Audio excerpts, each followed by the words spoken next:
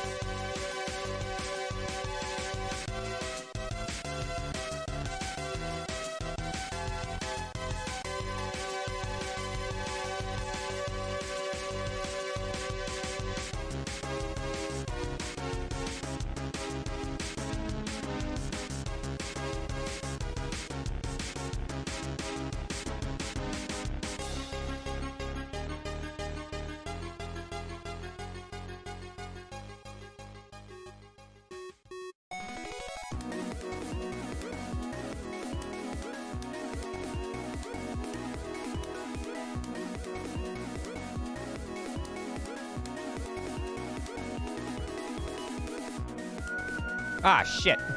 What's up, guys? I know that happens a lot. It must seem on purpose. It's not. Hello, everyone. Welcome to Day Games. Week 4, it's the SGFL. Exciting things. It's the halfway point of the season today.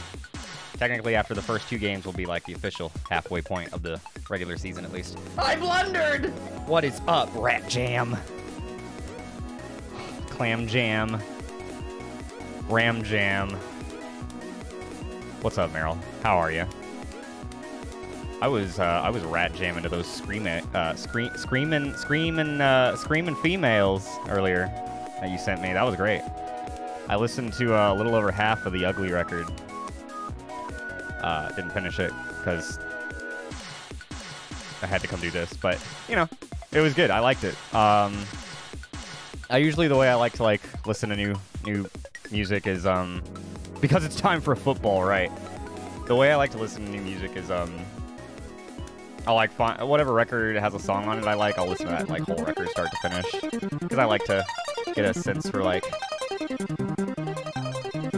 an album as a full body of work, I guess. I don't know, whatever. It's football time. We've got some great games lined up. Oh, I forgot to set the shortcuts.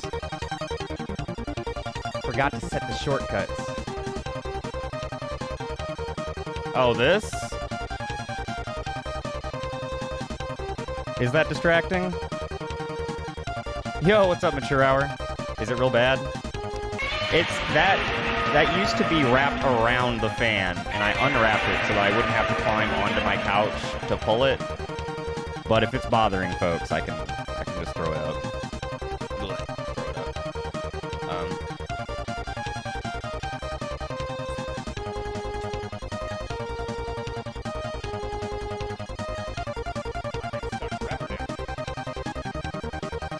Oh, it's fine? It's definitely fine now. It's all good. I started using the fan instead of the AC over there because while you guys can't hear either, the AC is super loud for me. So the fan is a bit better, and it sits directly over me, and it just bathes me in cool air. Not a lot, but enough that I maybe complain about being hot a little less. Why is this Top Gear song so loud? Okay, what was I saying? Monday day party. I just saw that. Oh, I forgot to set the shortcuts for so I don't have fucking button commands today to pop up the matchups, which is so good. So let's just get our first matchup on screen, and we'll run our prediction, our first prediction of the day. Our first matchup will be... Who is it? The BYBLs and the Gecko Goldens, which are here and here. There we go.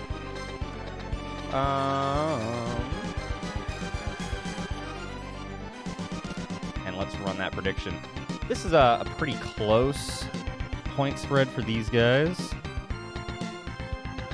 as we've got I believe the Goldens are a 1.5 point favorite. Yes.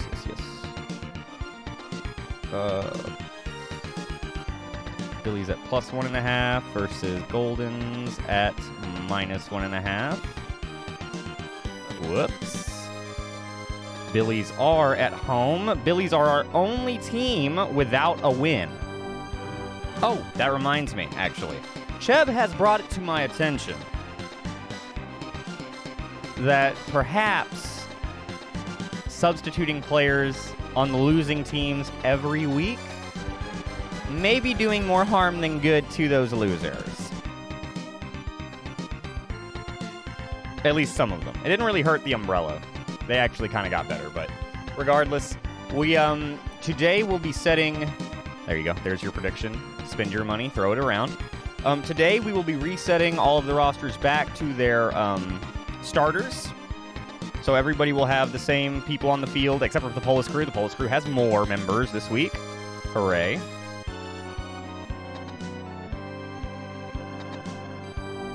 Shaking so much.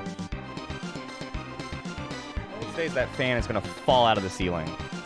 But from this point on, the reason I was changing the teams around every week is because I was trying to showcase all of the different players that were on every team. I was trying to find a good way to facilitate doing that. So we're gonna just call those first 3 weeks the showcase period. And now we'll set all of the rosters back to starters, like their initial week 1 starters.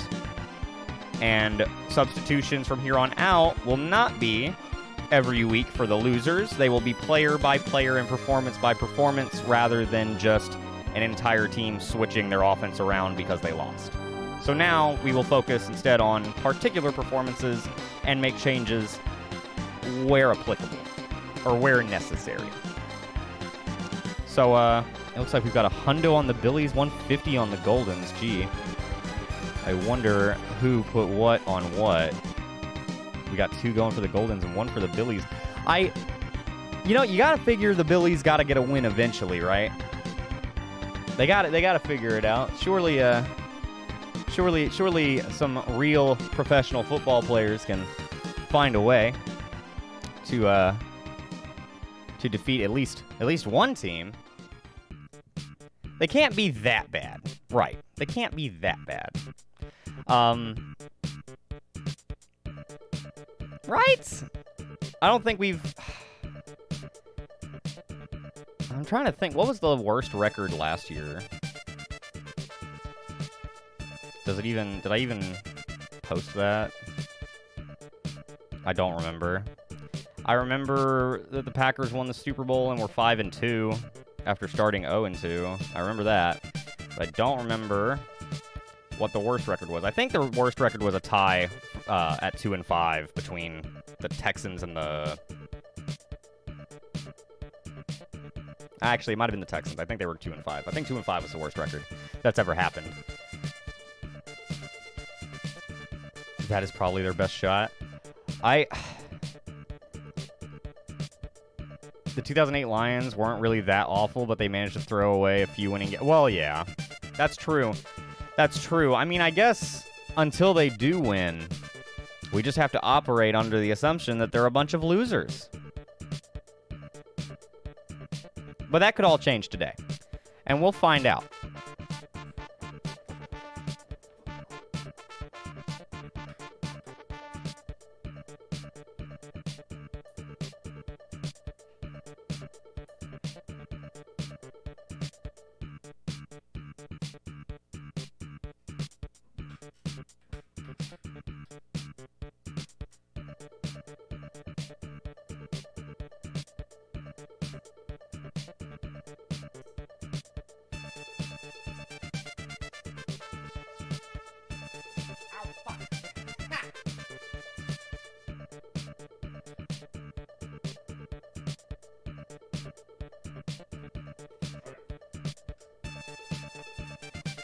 Alright, I got it. Sorry, the thing was clinking against the fucking thing, and it was annoying. It was making a tink sound constantly. It was annoying. Ah! Alright. I guess our predictions are in. We have no reason to delay. We should head down to the field and get the game started today. I will fix it again later, because it is now very wrapped around the fan, because I kind of just threw it up into the fan, and the fan took it. So I'm not going to worry about it too much now. I've positioned it where it's not going to tink. It's okay. But, nah.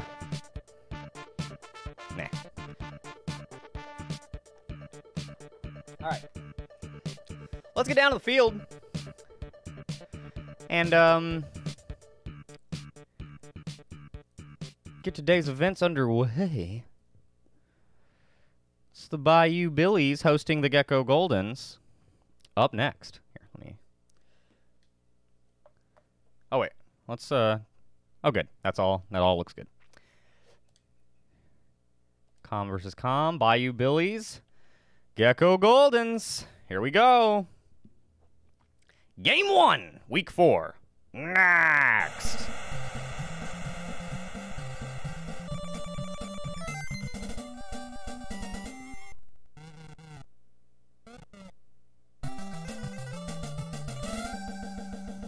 All right.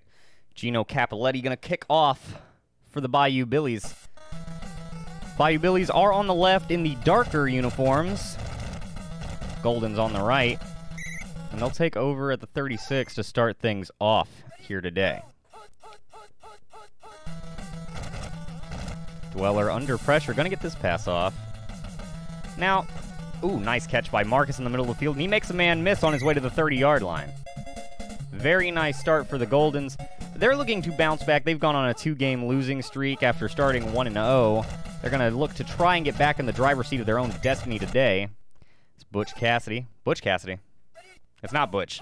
It's not Butch. I forgot his first name. I'm going to make that mistake forever.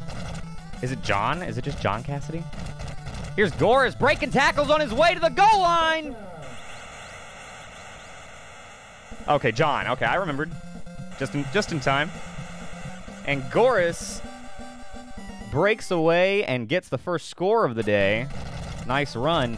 He kind of cut into the middle, right into the pile, threw a couple of punches, and then cut back out to the sideline. I think it was mostly performative as far as the assault on the defenders. Just trying to really impose his will, let them know that he's going to be here all day long. Jim Taylor is going to return it to the 20-yard line. 3 minutes to go in the first, and the Bayou Billies will take over for their first series. Horning is pushed back to start things off. Now, Nick Cage has been a fairly inconsistent passer, but he's going to try to get things under control today. He does find Chamberlain on the left sideline, and that'll put them into the Goldens' territory.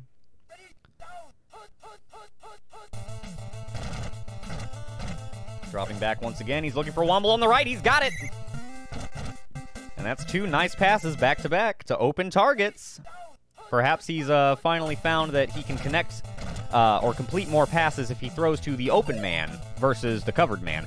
Diving attempt, but he can't pull it in. That would have put him up on the goal line. Probably wouldn't have been far enough for the TD. It would have put them close. Here's the delayed handoff to Taylor, and he's got a lot of space in the middle. And he'll score. That was a nice run. The defense bought that they were going to pass, and then they pitch it to Jim for the nice run through the middle. And so far, we've had 2 nice running plays turn into touchdowns. Perhaps that will be the tale of today. Setting up the running game with your passes, and then taking advantage of the defense when they're sleeping. Dweller going to drop back here, looking for Vagir. Got him! Fumble! Who's got it? Billies! The Billies have it. It's Don Bishop. A very nice grab by Vagir and a very poor follow-up as he attempted to advance the ball further and had it punched loose, giving it away. And he'll give it away right back at the interception. It's Lenny. Lenny making the pick, and then he fumbles it! And then he fumbles it! Goldens recover. It's K9 still going down the field. Finally brought down at the 24-yard line. And oh my goodness, man. When it rains, it pours when it comes to turnovers.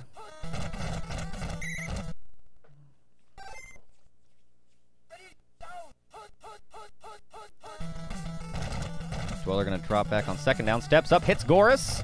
In stride. He'll get the first down just inside the 10. That'll be first and goal. Oh, yeah. The interception into a fumble that was then recovered by the intercepting team. Oh, yeah. That's insane. I'm not sure why you don't throw it to either of the guy in the middle or on the right. You test the coverage. I know you're a ballsy dude, Vault Dweller, but you gotta pick your battles. And he's under pressure. It's Ed Kayat with the sack. That's our first sack of the day. And it'll back them up to a 3rd and goal from the 20. Under pressure. Looking to the right, Cassidy.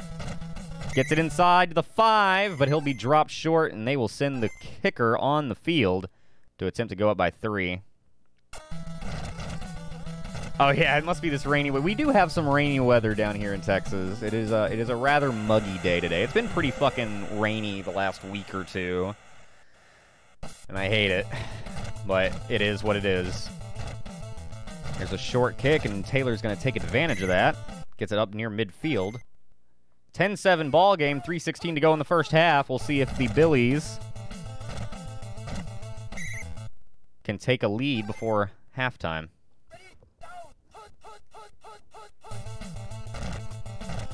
Cage with time. He's going to step up. He's going to take off. He does like to scramble from time to time. He's got a first down and a lot more. giving several diving tacklers a limp leg before finally being brought down at the 20-yard line, and that's a nice pickup for the Billies. Taylor going to take a left side. He's got a nice open lane, and he's gone! Touchdown by you, Billies. And they will take the lead. It's Jim Taylor once again. Jim Taylor getting out there and getting even. Hell, he's not getting even. He's getting ahead.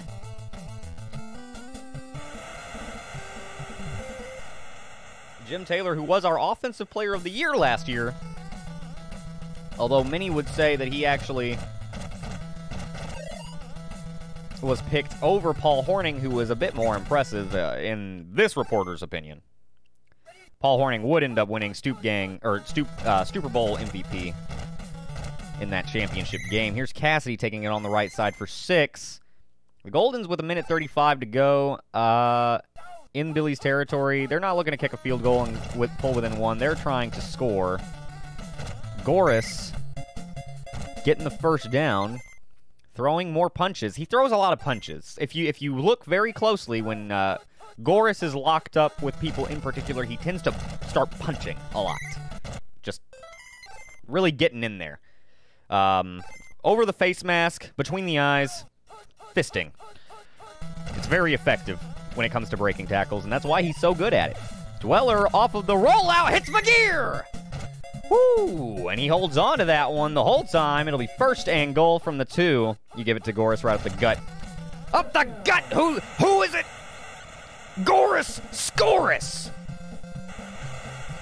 And the Goldens take the lead right back. And this is their first game in 2 weeks, or 3 weeks actually. This is their first game since week 1 that they've scored more than 14 points. They actually lost their last 2 games. Scoris, yeah. Got to put it on a t-shirt. And Taylor's going to get a nice return on this one. With 23 seconds to go, you've got time for a play or 2, depending on what you want to do. Looks like they're going to try to take a shot down the field. And Cage is under pressure, but he will get the pass off. It is blocked. And that will give you time for one more play. We'll see if they don't just hand it to Jim and take it to the locker room. And that's exactly what they're going to do. Fumble! Whew, Billies fall on it, and that will take us to halftime. Goodness gracious. The ball must be slick. It must be slick out there. There have been just a lot of fumbles. A lot of fumbles, regardless of whether the fumbling team recovers their own fumble or not. It is still something that should make you nervous. It should make you very nervous. Skeeter with a nice kickoff. Taylor's going to have to take it from out of the back of the end zone. Going to get to the right sideline, try to find some room. He can't get much. He'll get it out to the 9. It's not what you want. Cage throwing from his own goal line. Sees Womble on the right. He's in double coverage and cannot reel it in.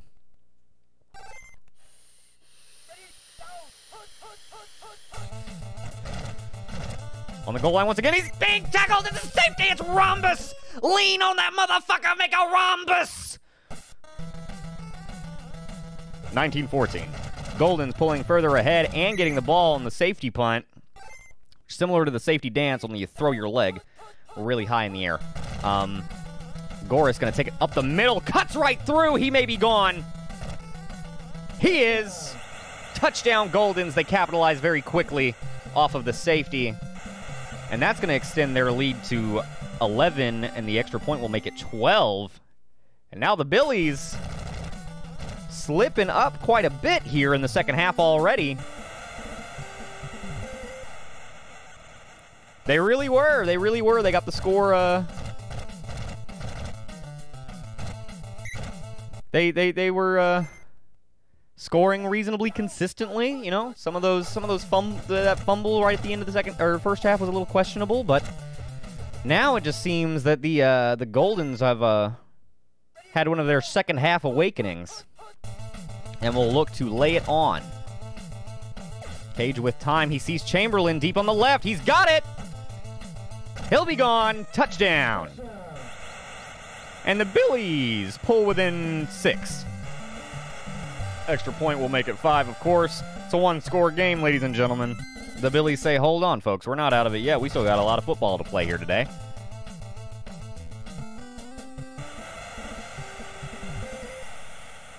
But can their defense make a stop? That's the real question here. Some fight in them yet. They've got some fight in them yet. They say, hey, man, we're not falling to 0-4 that easily. And the cover team does a nice job of not letting them get outside of the 10 here, backing them up. Oh, Dweller under pressure. Gets a pass to Vagir. Lucky that wasn't intercepted. He was under heavy pressure, had to make a hurried throw from his own end zone. You don't want to get a safety and then give one right back, although they are hell-bent on throwing from their own end zone. He's under pressure again, looking for dog meat down the right side. Got it! What a catch! Right in the breadbasket.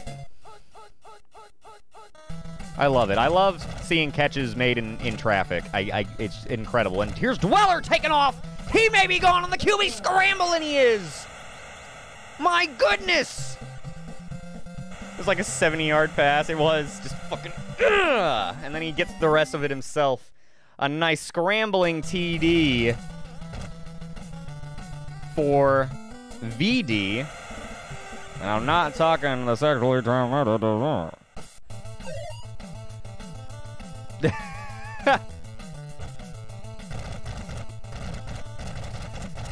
Taylor fighting for every yard he can muster. He'll get it to the 14. Special teams has played a fairly large role as of late in this game, the second half. Here's Cage taking off on a quarterback scramble of his own. That's his second of the day, and another first down.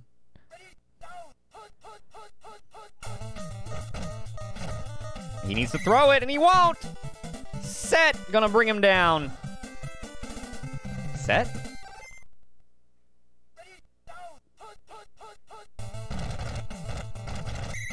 Horning takes it up the middle. Not much there. 3rd and 18. Oh, okay. I was just making sure.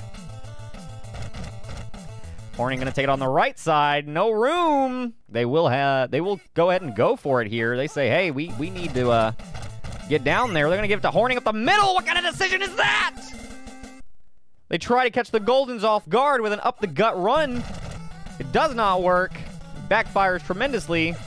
He sees dog meat on the right side. Wide open! Oh, nice adjustment by the safety. Gets to that corner of the end zone. Waves a few hands, breaks up the pass. Very nice. Goris with only 4 yards. That may be one of his shorter runs of the day. I say you give it to him again. And they agree. Big lane on the right side. He's gone. Touchdown. Gecko Goldens again. Goris with the scorus. Asking what the score is.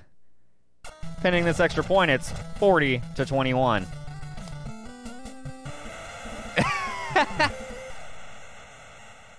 I'm feeling punny today, yo. I'm feeling punny today.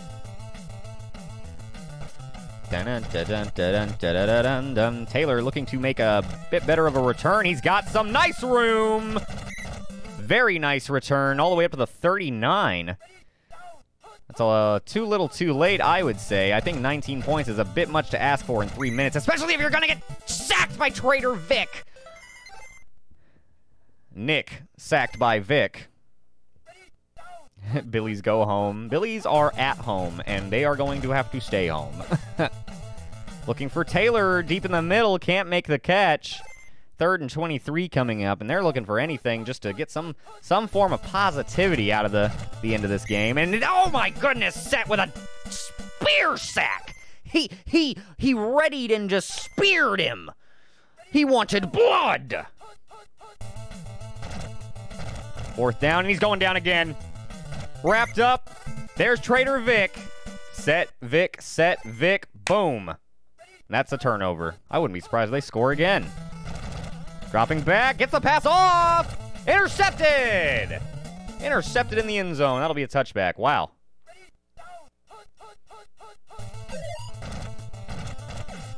Looking for Chamberlain on the right side. He's got it. He's got it. Does he have any speed? Not enough. As God is my witness, he broke the man in half. He did. He really, really did. Oh, shit. Cage under heavy pressure there again. He does manage to get this one off. Looking for Chamberlain. He's got him. That'll be a score. The Billies with another 6 in garbage time.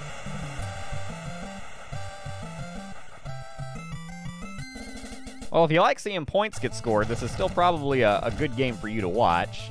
If you're looking for something a little closer, it was close up until the second half. The Goldens really just kind of took over. Dark Water? I'm assuming the R is getting cut off there. He'll recover the onside kick, get a nice return on it, and the Goldens may just try to score again. They love scoring points. It will definitely help with their point differential, especially after losing 2 games by I think they lost both of them by 14. Yeah, well, I mean, hey, you got to get a win anywhere you can, right? Even if it's a moral victory. The Goldens say, hey, our point differential is going to be just fine! John Cassidy putting an exclamation point on the Goldens' performance for today. As time expires and this final extra point from Skeeter is put through, 47-28. Oh my goodness. What a game for the Gecko Goldens. Good God. They had the same number of rushing yards as passing yards. I've never seen that happen. That's so funny. 158 rushing yards on 13 carries between Goris, Cassidy, and Vault Dweller's Scrambler, too. And then 158 passing yards from Dweller. It also isn't counting either of their interceptions because both of them were fumbled. But the second interception, well, even though they were still recovered by the same... That's so weird. Interceptions don't get counted if they're fumbled. Yeah, those second half adjustments are deadly, for sure. Yeah, the second interception was fumbled out of the end zone. Which, technically, it doesn't count. I guess it counted as a fumble, even though the play ended whenever he intercepted it, because you can't advance an interception out of the end zone. It's automatically a touchback in TSB, so I don't know. That's a weird particularity that occurred. I did notice that the ball flopped out. I didn't even think it would count it, since it technically is a touchback right away, but I guess it still did because the play didn't end immediately. Weird.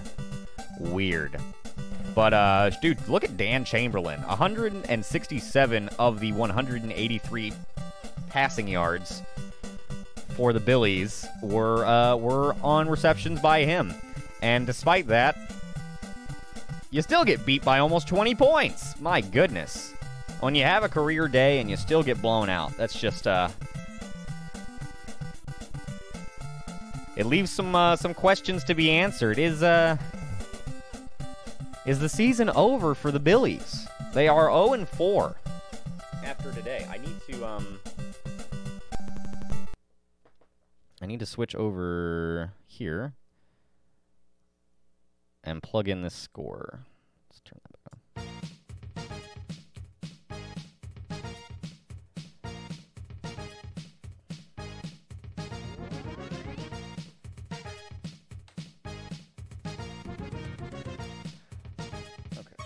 Billies 28. Goldens 47. Congratulations to the Gecko Goldens. You've moved up to 2-2, and you're not out of the fight yet. They could make it to the postseason yet, and judging by that performance, they might not be too bad. They might have a real shot. Let's...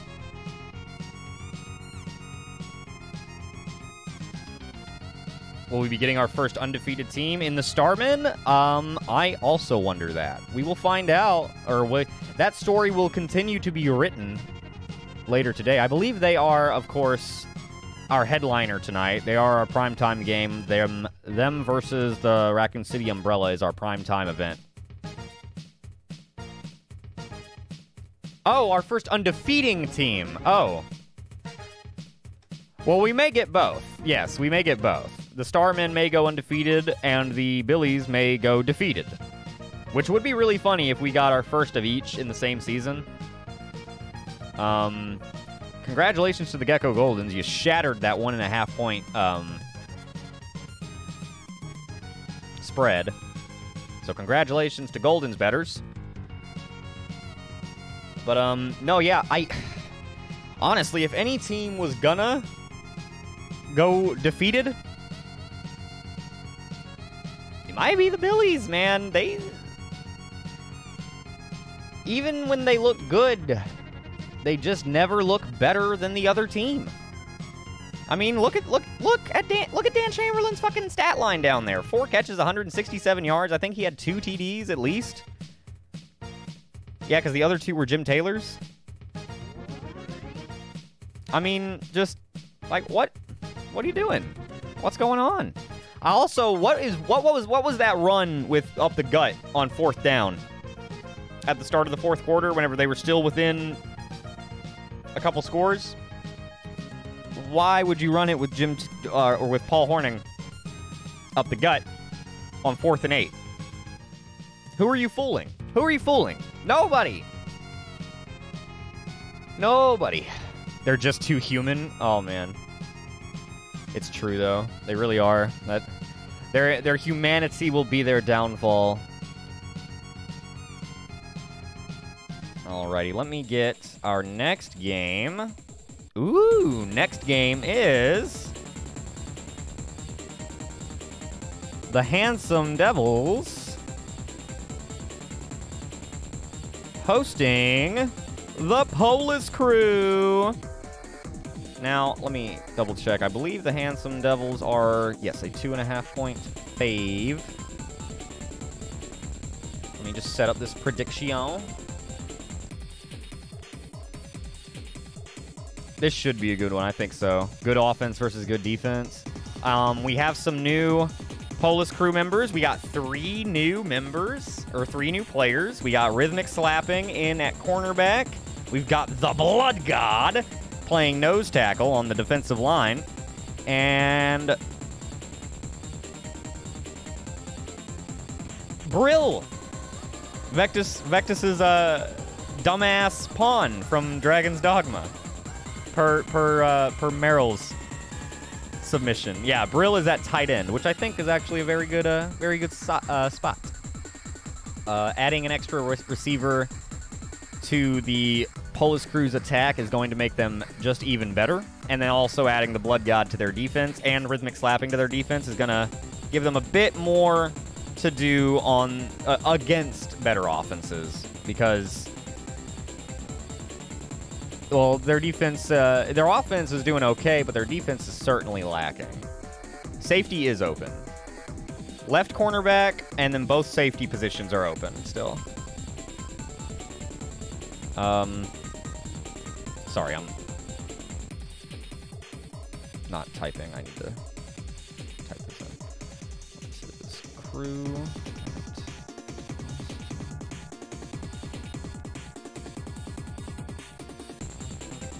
Alrighty, here's 2 minutes. Go ahead and get your game on. Let's take a look at how these teams played last week. Let's see. Last week, the Devils went ham on the defenders.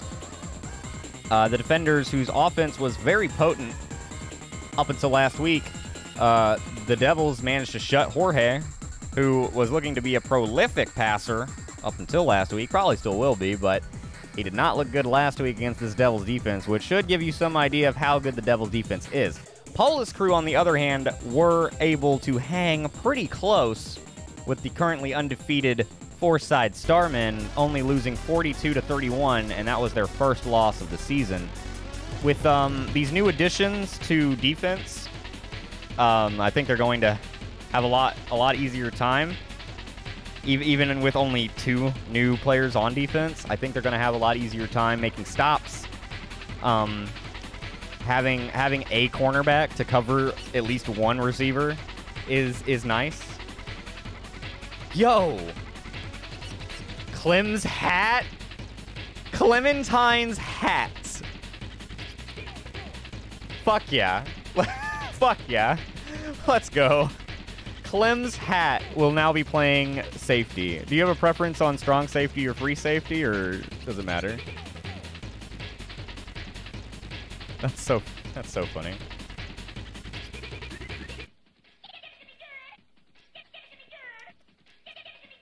Oh, definitely make a note of that. I really appreciate that we've been getting new put me in coach free safety. Gotcha. I really appreciate that we've been getting new put me in coaches every week. It's really cool to see the Polis crew like change every week and grow as a team. It's really fun. It's really neat. So I appreciate you guys redeeming those, making that team better week by week. So, hell yeah. Looks like our prediction is in. We've got, I'm just curious. What did we bet? What did we bet? It looks like, oh my goodness, we've got one person putting 10 down on the Devils against the 250 someone put down on the crew. Someone's trying to snipe a little 250 stoop bucks, huh? Ended up betting on the Devils, so I win either way. Oh my goodness. Oh my goodness.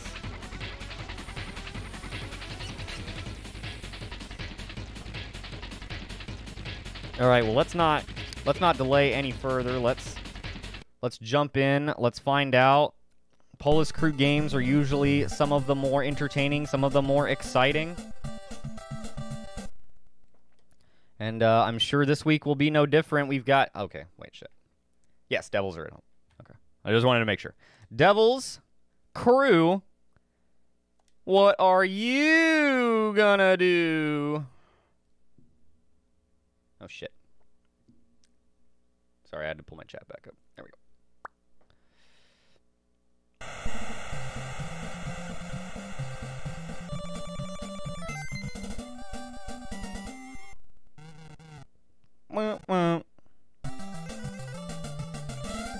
All right, Jerry Seinfeld will kick off for the Devils. They don't mind starting out on defense when their defense is so strong. Another classic Seinfeld kick goes just inside the 30-yard line. Sloth Sam putting a nice return on it, getting to the 40.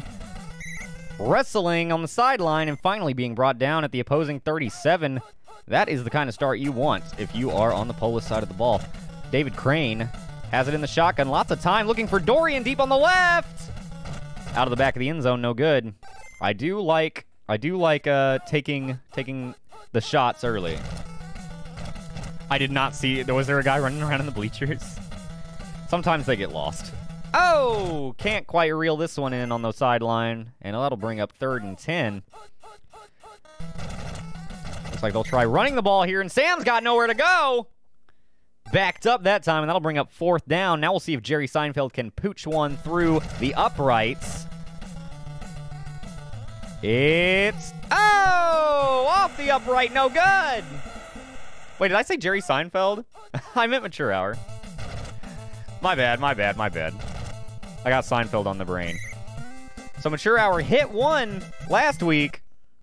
Misses one this week. 1 of 2 on his career. I'm sure he will improve with time. Looking for Lance Vance to do the dance down the field! Touchdown, Devils!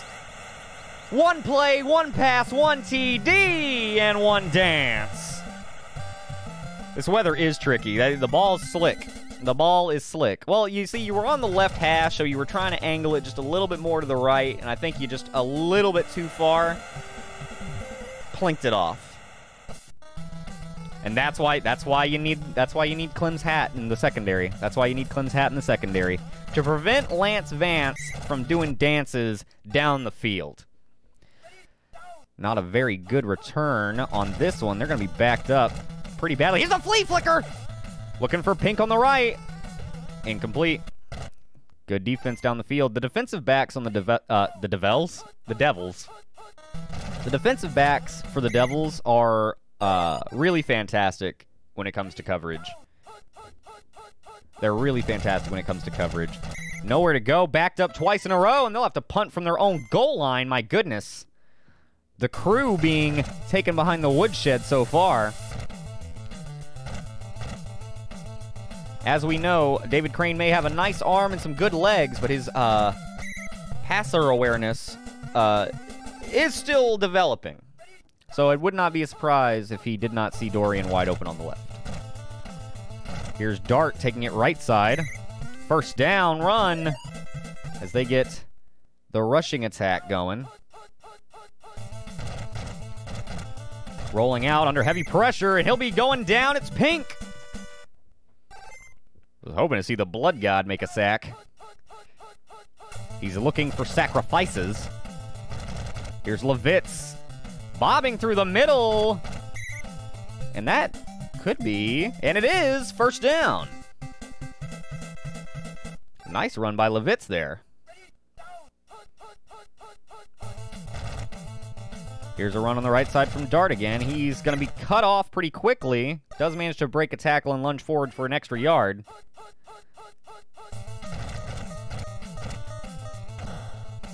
Oh! That does make sense. Oh shit, good pun, Cheb. Sacrifices. Very nice. I just got that earlier, whenever I tried to make the joke. I like that. All right, backed up on first down. Second down, they'll try the flea flicker.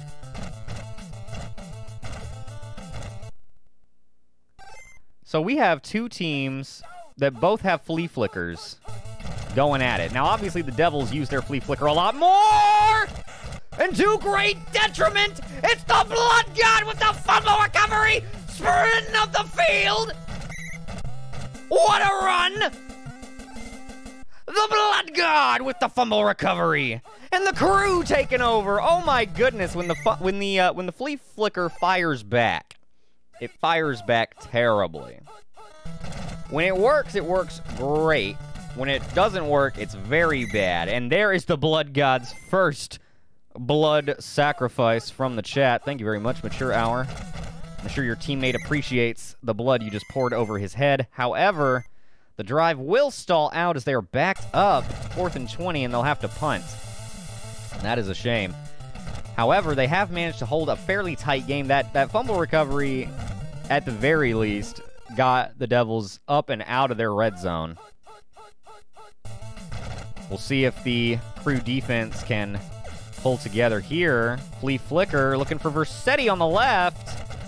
Incomplete. Nice coverage down the field. That was rhythmic slapping, if I'm not mistaken. In fact, I know it is, because rhythmic slapping is the only white guy in the secondary, actually. So he's very easy to spot up there at the top of the screen.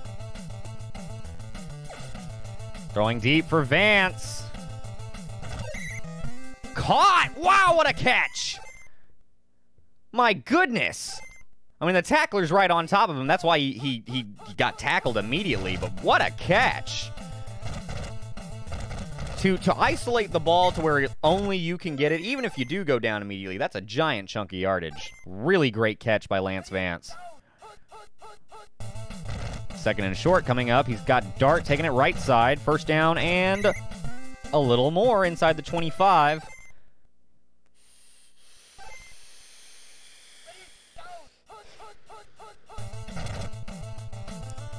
Levitz taking it left side. Got it some room. Inside the 10 they go. First and goal from the 8. Can the crew get a stop? Dart going to take it right side. He's got the room and the touchdown. Devils pushing ahead. Dart putting a nice spike on that football.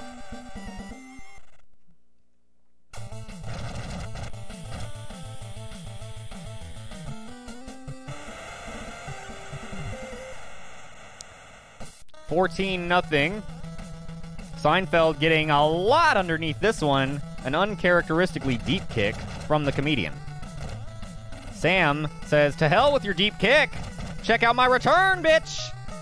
40, 45 to the 50. Finally brought down, and that'll take us to halftime. But it was an impressive return regardless. The Devils will be receiving the ball to start the second half. They do lead 14-0. Crew have to get something going here in the second half. They gotta find ways to capitalize when they get into Devils territory. They've managed to get into Devils territory a couple of times, and both times come away with no points. thought she had it. It's very difficult to run back a kickoff in Tecmo Super Bowl. It's because of the defense having such a higher top speed. Flea flicker. He's going to dump it underneath the Levitz and rip off a chunk. Oh, yeah, the Devils have been very defensive in their own half, which is, you know, characteristic of them. Back-to-back Flea flicks! Get Flea flicked on! Okay. All right, well, you know. Dart's going to break a tackle, try to fight forward. He can only get a couple, and it'll be 3rd and 8. They are inside the red zone after that carry, just barely. This one's going to be a play action. Sparklard rolling right. Sees Versetti on the left. Can't connect as he is descended upon by 3 defensive backs. That will give them an opportunity for Jerry Seinfeld to kick a field goal. We'll see if he can hit this. It looks like it might be a little to the right, but it's good! Right down the middle, more like. Wasted a good call there. It's okay. It's okay. It would, you know, it wouldn't be an SGFL week if I didn't announce or jinx at least one play. Now trailing 17-0. The Crew need to get something going. The only thing they're going is backwards. Damn Onion with the fumble recovery off the strip sack. Oh my goodness, the Devils defense imposing their will as they are known to do. Sparklard says, hell with this, I'm taking off. And I'm getting gone! Touchdown! Off the QB scramble, it's the hero of Ferelden, Sparklard! The Devils D is terrifying, dude. I cannot wait to see Devils versus Starmen. I cannot wait for Devils versus Starmen. There is no mercy rule, only blood. 24-zip in the 3rd quarter. It's not quite yet impossible, but we're getting close to a comeback being outside the realm of probability. Crane from the shotgun. He's going to step up, fire left side. He's got Brill with a catch! Nice catch in traffic from Brill, who is newly in the tight end position. First catch of the day for him. And Sam's being backed up once again. That handoff to cut left between the tackles has just not been working for them, despite going back-to-back with it. And it doesn't work twice in a row. 3rd and 16 coming up. They say, hey, a flea flick might be good. Oh, sacked by Cosmo Kramer. And now Mature Hour to attempt another field goal. Try to get them on the board. Up and good down the middle. And the Crew is on the board thanks to Mature Hour's field goal. Now, I have seen, in my experience, a team score 3 touchdowns and come back in the 4th quarter. I have seen it. Not in the SGFL, but in my years of simulating TSB for my own entertainment. I've seen it. I don't know if we're going to see it today. Looking for Versetti with a catch! Oh my goodness! What a catch in traffic to end the 3rd quarter. You really needed to break that one up. I didn't put Brill in to be competent. That was his only catch today, to be fair. Throwing deep for Vance, and a nice adjustment by the safety to break that one up. That would have been a touchdown for sure. Dart going to take it through the tackle's left side. Breaks one tackle before being brought down after a 6-yard gain. 3rd and 4 coming up. If you're the Crew, you need to stop here. You need it right now. You need to stop, and you need it right now. There it is. And pending this field goal, you may have a chance. Ooh, that's good.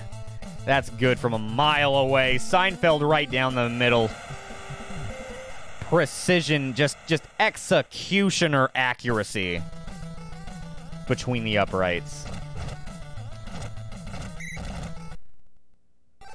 I think today has been certainly a bit of a humbling for the Crew. They've gone up against a truly vaunted defense, and I think learned a lot about themselves. about what they're capable of and about what they need to work on. Looking for Dorian deep on the left. What a catch! Touchdown! Oh, where was that earlier? There's Dorian waking up late, like he likes to do. Yeah, Dorian with his classic fourth quarter TD. This one's a little too far from being a game winner this time, but he does like to get those late. He does. What a catch, my goodness. Instant recovery on the onside from Rossetti. They do. They need to throw to Dorian a lot more. He's really, like, top receiver by a lot. Looking for Vance. Incomplete. Good coverage. Yeah, the crew needs an anime training montage between this week and next week. This will be their second straight loss, and this one is coming a lot more handedly than even from the Starmen, which makes me think the Devils may ultimately be our best team by way of having such a grand defense. I need to have a talk with Akania. I'm not their coach. There's a sack by Cyan. I stumbled for a second on those words because I wasn't sure if he was going to be just barely close enough for it to count as forward progress. Maybe get a first down. It was not. And wide right goes this field goal by Seinfeld from a similar distance as the last one. And Sam being backed up once again. My goodness. They just cannot. Who's running this thing? I don't know. Sam with a nice catch out of the backfield. Not a lot of room to go. My goodness, this defense is just not giving the Crew's offensive weapons any room to breathe. Not any at all. And here comes a 4th and 8, and we'll see if they can convert.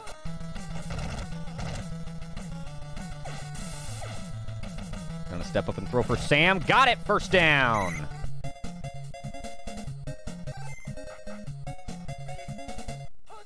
We'll see if they can make this score a touch more respectable. Dodges a sack. Needs to get it off. Throws underneath, incomplete.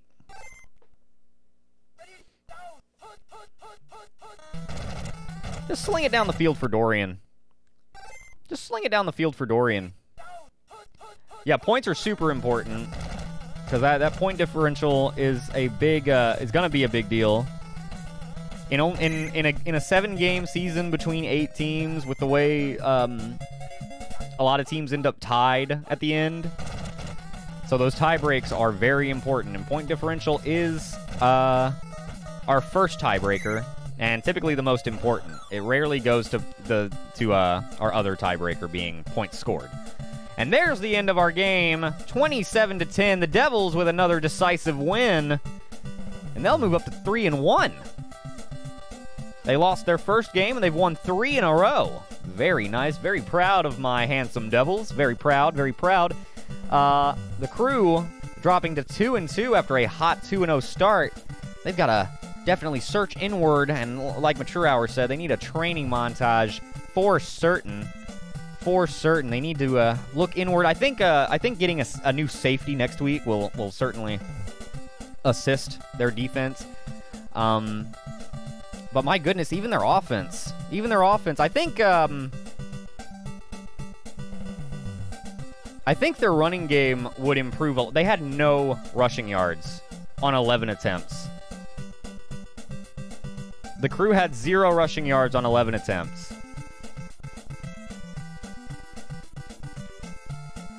They need an offensive line, man. Yeah, they sniffed out every single rush. Yo, what's up, Exedra? Thanks for that Lurkatron, dude. Lurkatron activated. Yeah, the inside run, they kept going back to it. And the reason they want to mix that run in particular is because that run has the same setup as their flea flicker. Same formation, same, like, setup, but on the run, she keeps running, and on the flea flicker, she tosses it back, obviously. So that's why they were trying to, but I mean, it just wasn't working. They need an offensive line, I think. I think their rushing game will improve a lot, and the passing game, obviously, as well, but rushing game, will be helped tremendously by getting real offensive linemen out there. Which, admittedly, I would imagine is going to be one of the least popular positions for a put-me-in coach because it is a thankless job. They're the only players that don't have their names pop up ever during a game under any circumstances. Well, actually, no, that's not true. If they recover a fumble, if they recover an offensive fumble, then they can. Saving up now. They're going to need it, man. They're not out of the playoff race yet, so, I mean, at 2-2, you're still very competitive. Thankless job, you say?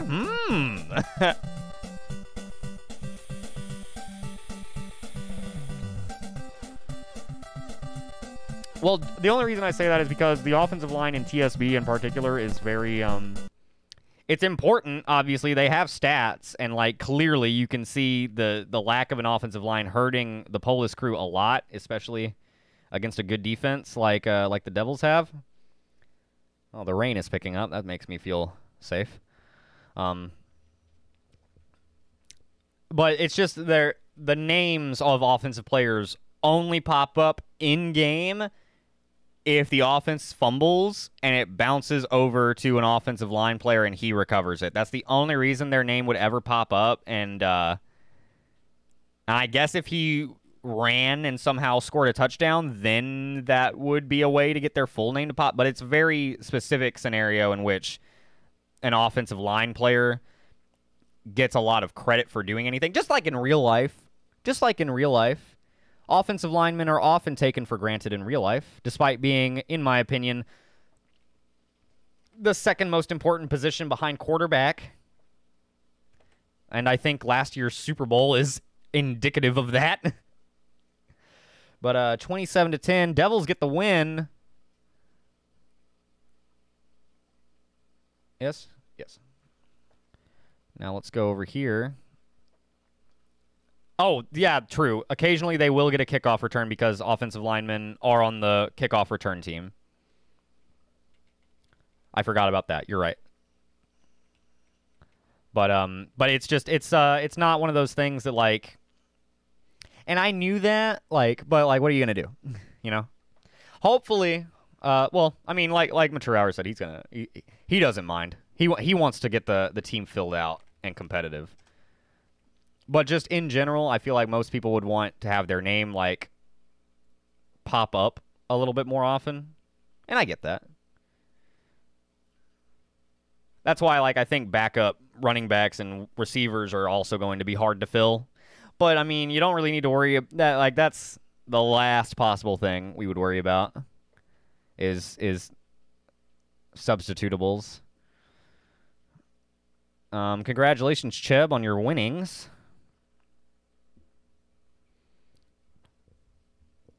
Just got to beat the playoffs. Devils have been upgraded from spooky to scary. I mean, that defense, dude.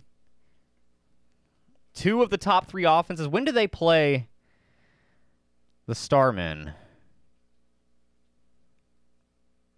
Oh, dude, Handsome Devils versus Starmen is week 7. Perfect. It'll probably be our last game of the regular season. Hell yeah. Hell yeah. That's going to be great. That's going to be great.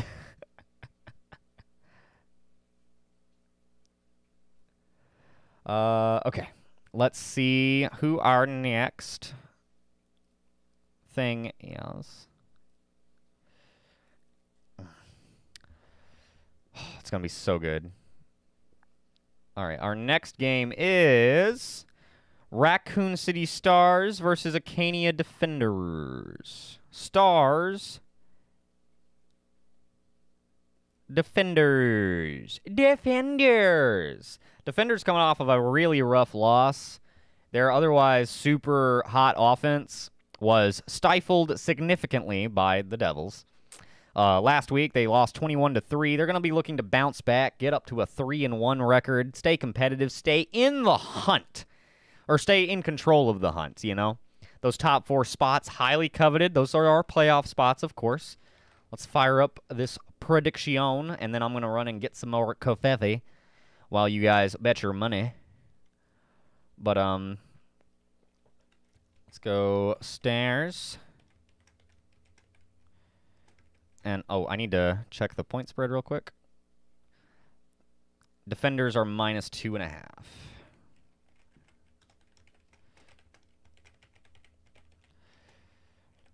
I did make the Defenders the favorite in this game, despite losing pretty badly last week, because the Stars are 1 and 2. And other than last week, where they played well, they've been pretty leaving a lot to be desired, let's say.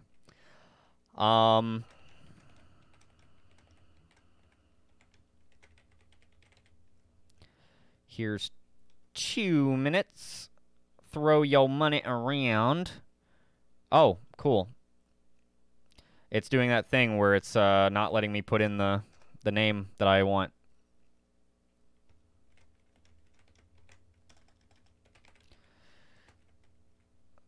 Stars at +2.5 versus Defenders at -2.5. Stars. Defenders. Yeah, I know, dude. There we go. It's always... I try to put the little periods in the Star's name whenever I put in the prediction. I think somehow that's, like, making Twitch's brain hurt and causing that bug to happen. Because we discovered last week that that's a bug, right? With the prediction thing. I think that is causing that bug to happen more commonly. Because it seems like it always happens in whatever game the Stars are a part of. Or the Starmen. Maybe it's just the word star? Why does Twitch hate stars? Why do they? Why do they? But yeah, I would give the edge to the Defenders despite their poor showing last week. The Stars edged out a close win, 15-10 over the Goldens. The Devils won 21-3 over the Defenders. Despite only putting up 3 points last week against the Devils' defense, I think the Defenders will go back to scoring 30-something on the Stars. That's just what it is. Yeah, gotta be right about him once. Is Mature Hour the new Axion? Remember last season, Axion was the big jinx. Whoever he bet on just lost. Well, except for like 3 times. he was last season's big jinx. It has to be somebody. Every year it's got to be every season it's got to be somebody. So, looks like this season it's you. Probably not. Okay. I'm going to be right back. I'm going to go get some more Kofefi and use the bathroom, and then we will hop in to the following ball game. Be right back. I forgot about the smash. Yo! Yo! My IQ is going up. My capacity for learning is getting better as I beat dogs to death in the street.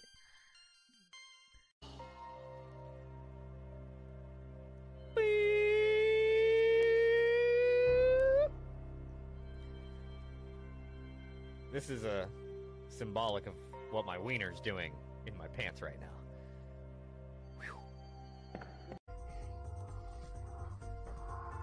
Whew. Look at this bad baby. Ugh. Get out of here! I'm cooking! Ha ha! You'll never defeat me, Darklink! It turns out I was your shadow all along! No! What? No one said he could do that! Yo-ho-ho-ho! Let's go beat the game. King D-D-D, I'm ready to kick your da-da-dick.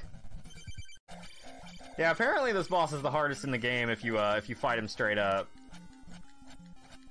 But, why would I do that? Eat shit, loser!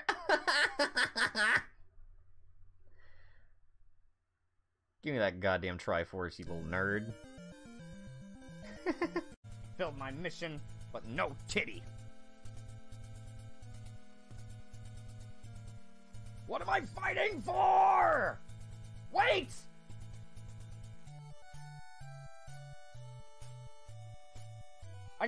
Wait! Oh! Oh!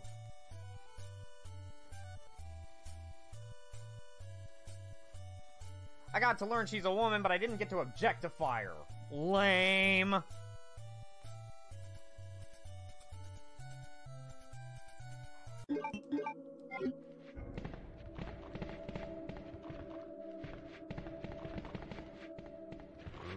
Oh shit, get out of my grill. Buttercup. Give him a haircut. That's what my dad used to say whenever he was playing this game right before he would shoot a zombie in the head. And as a kid, I used to think it was really, really funny. Finishing this level, since I'm pretty sure... Thank you for the hydration. Thank you. Oh shit, that sprayed everywhere. Fuck.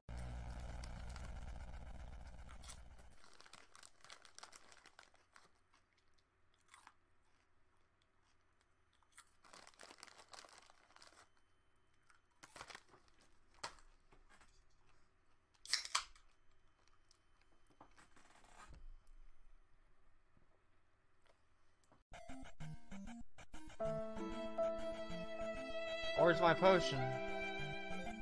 I don't have a lot of things to look forward to in this crazy messed up Hyrulean world. But that potion was one of them. It's not here. That makes me really sad. Yo, yo, yo, yo, yo, yo, yo. Oh, yo, yo, yo, yo, yo, yo, yo, yo. No, no, no. Yeah, yeah, yeah. Yeah, yeah, yeah. Oh, no, no. No, no, no, no.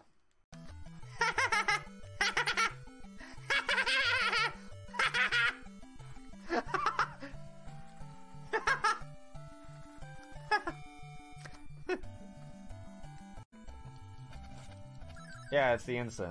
It's this Palo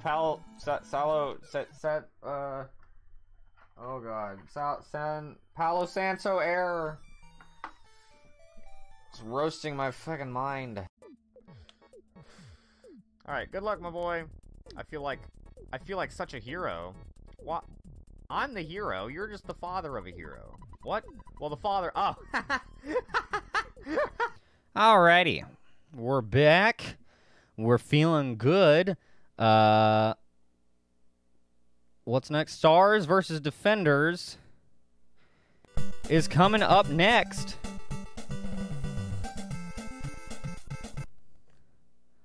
Let's load that up. Stars, Defenders, Game 3, Week 4. Let's see what happens. Shut up and take my money! Hey! Gotta hit the gym, go Defenders, this is the one and go umbrella. Oh, thanks, dude. I appreciate the hundo. Have a good time at the gym. Go get swole, man. Go get your gains. And thank you for the 100 bits. Linda's going to return for the Defenders as they will get the ball first to start this off. Putting a nice return on it as she gets out to the right sideline. Hits the 40-35. Finally brought down deep in Stars territory. Not deep, but halfway through Stars territory.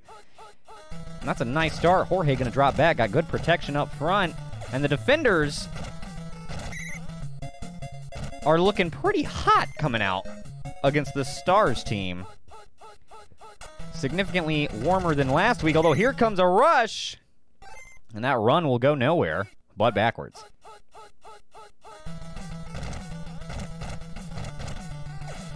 Donna dump it in the flat to Abel, who is pursued and brought down after gaining only 1. Now this hot start beginning to fizzle. Run right side to Kane, cuts it back inside, fumbles! Recovered by the Stars.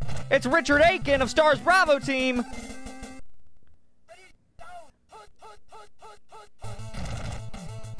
And now Leon Kennedy and the Stars will take over as Marvin Brannick gonna get the handoff left side and sprint down the sideline. Very nice gain, and they're into the defender's territory. Classics to Fur Jinx. Oh, you're right. You're right, though. Oh, my God. Well, Leon's looking really good today, and oh, my God! Looking for Olivier. Intercepted! Oh, my goodness! I'm not trying to do that. I'm not trying to do that. I'm just kidding. Oh, my God. And the defenders get it back as turnovers rain down upon either team. Kane going to be backed up 3rd and 14 coming up. All I said was fucking... All I said was Leon, and he threw a fucking interception like right away.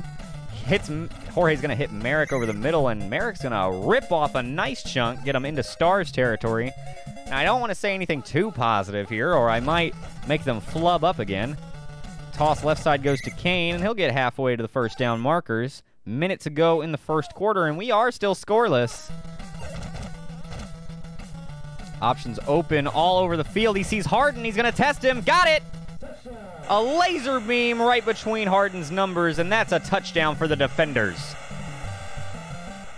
The O-fenders, as the offense is taken to calling themselves. Hot coffee.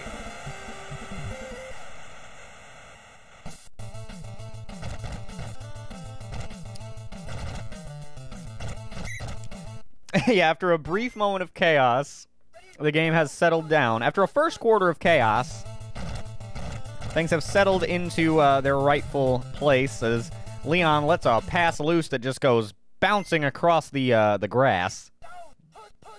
Classic Leon. Under pressure, he's going to go down. It's Zane.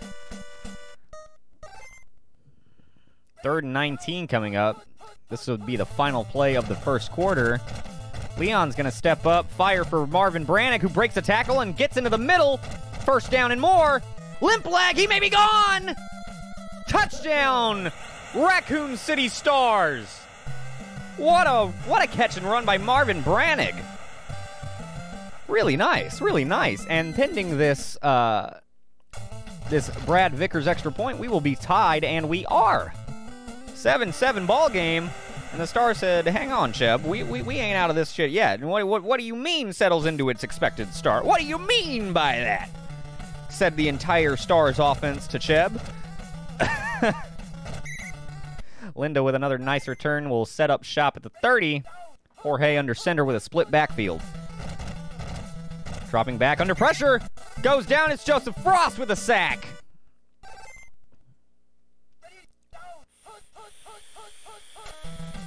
Out of the shotgun this time. Gonna pitch it to Kane, who gets hung up for a second, but manages to get through.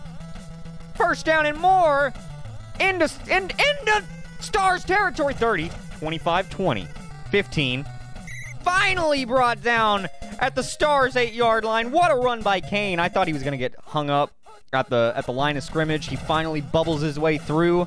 Bobs, weaves, and it leads to a score for the defenders. Merrick with a nice catch, wide open over the middle. Jorge tossing laser beams. And this is a bit more what you expect to see from Jorge. Last week's performance was not indicative of the man, but rather of the defense they were facing. Now, granted, if you're planning on making the playoffs, there's a good chance you may see the Devils again, so the defenders are going to want to prepare for that. But as for right now, they're getting by okay. Kennedy going to hand this one off to Claire. Tries to break a tackle and can't, but she does manage to pick up 7, and that'll set up 2nd and short.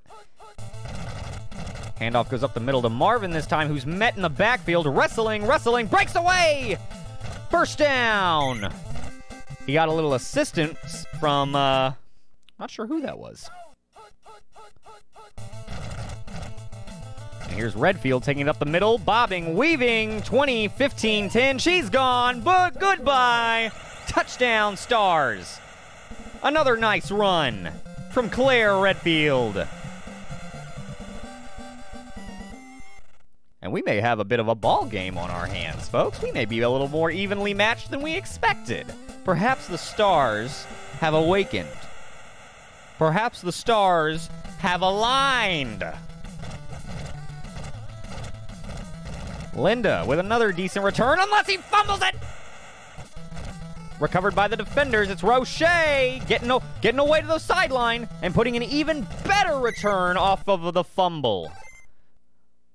Minute 7 to go, plenty of time from the 40 to score, unless the rush is on its way heavily, and it is.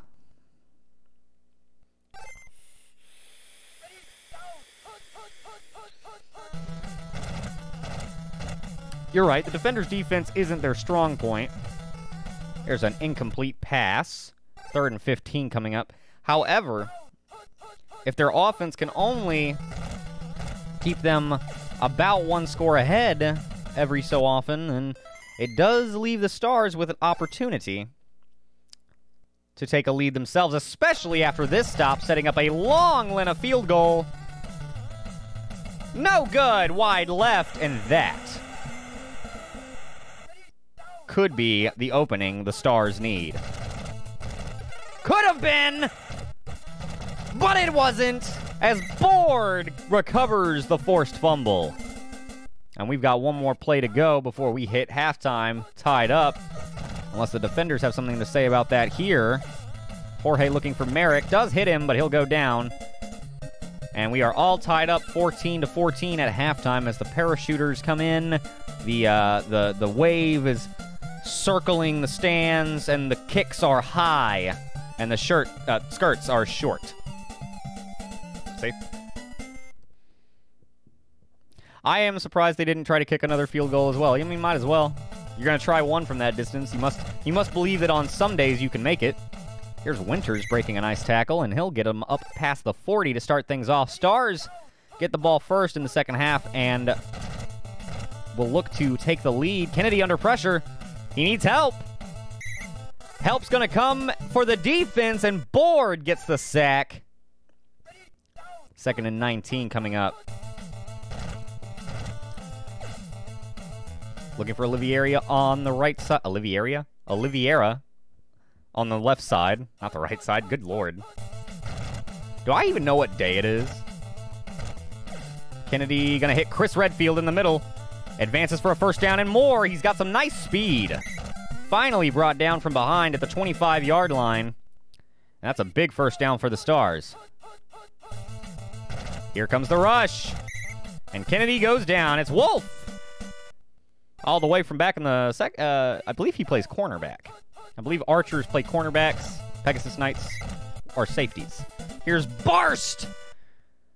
Getting another sack, and Kennedy has spent a lot of time on his back. Passing from their own territory once again. Gets a pass off. Into double coverage. Nearly makes the grab, but can't reel it in. And that would have only put them into field goal range, but instead they will have to punt. A nice effort from the defenders to back them up out of field goal range, despite letting them get as far as the 25. This one will go for a touchback, of course. And now the defenders with a chance to take the lead once again. Overthrowing and incomplete. Let me not knock these fucking drinks over. Kane gonna take it right side, gets a good block, has some nice room, makes a man miss. All the way to the 50 before being brought down. Nice run from Brother Kane. Jorge from the shotgun, gonna throw for Merrick over the middle, got it. Gives a limp leg and he's off to the 20, 15, 10, goodbye, touchdown. And that's 2 for Merrick today. Very nice catch and run. I can't believe he wasn't tripped up. It looks like that defender that dove after him, the first defender that dove after him after he made the catch, was just close enough to maybe trip him up, but no.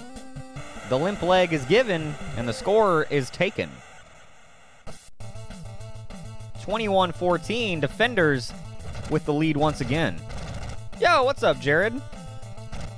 How are you doing today, bub? Thanks for stopping by. Also, what's up, Kitsune?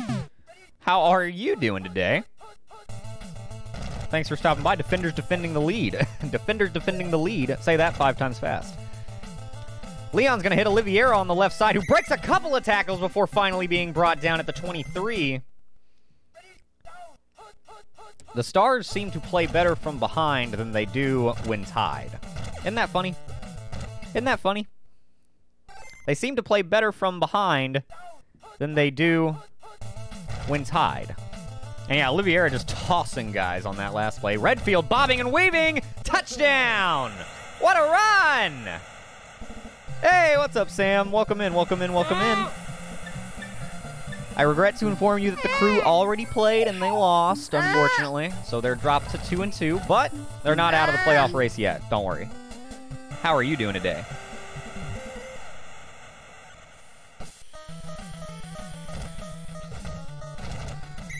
We are tied once again, heading to the 4th quarter. Defenders have the ball to start this final quarter. What could be the final quarter unless we see overtime, which with the way this game's going, could happen. Jorge finds Merrick once again. Merrick has a burst of speed. 20, 15, 10, 5, touchdown! What a run!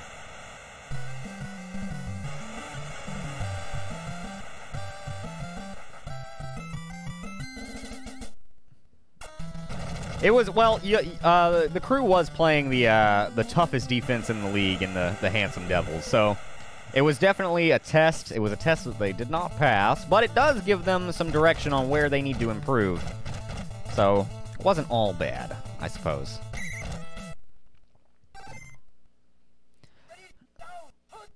Yeah, Dorian overslept and Axiom needs a talking to is basically the gist. Looking for Redfield in the middle. Got him. Looking to stretch this one as far as he can. He'll get it inside the 15 to the 13.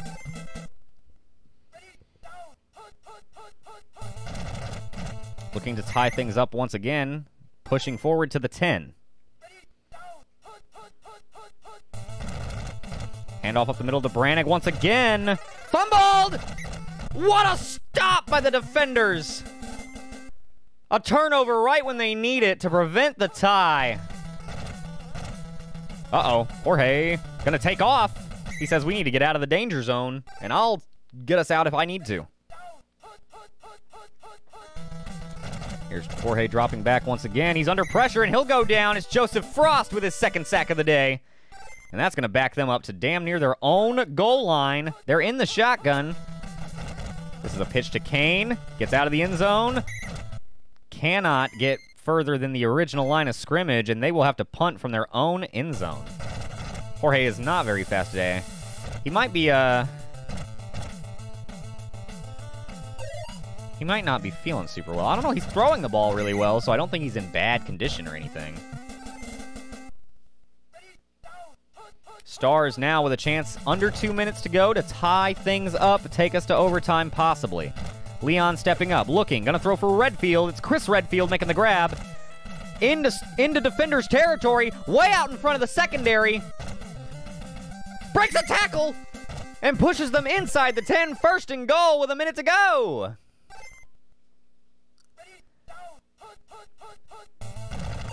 Handoff goes up the middle to Brannick. Touchdown, Stars. And pending this Brad Vickers extra point, we may be seeing overtime, ladies and gentlemen. We may be seeing overtime, ladies and gentlemen. The Stars are pushing the defenders to their limit. Certainly not what was expected of them today. Now, there is probably enough time for the defenders to break off a deep ball and win it in regulation within a play or two. We'll see if they can. They've got options open down the field. He hits Merrick. No! Incomplete!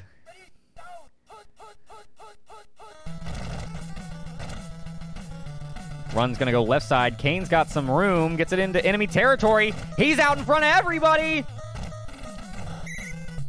And he's brought down as time expires! Oh, they would have been in field goal range, but we'll see overtime. Is this our first overtime of season 2? I thought we had one last week. Oh, Stars win the toss and will return the overtime kickoff. Overtime rules in the SGFL are sudden death. Next score wins it. Winters breaks a tackle and keeps on advancing. He'll get it up to the 35 before he's done. Handoff goes to Claire Redfield, right side, got some blocking. Finds a path on the right sideline. Nice gain, and they are in field goal range probably already. They're going to try to press a little closer. Give Brad Vickers the best shot he can get. Looking for Oliveira on the left side. Woo, a risky pass. It is only incomplete. I don't really understand passing the ball in this situation.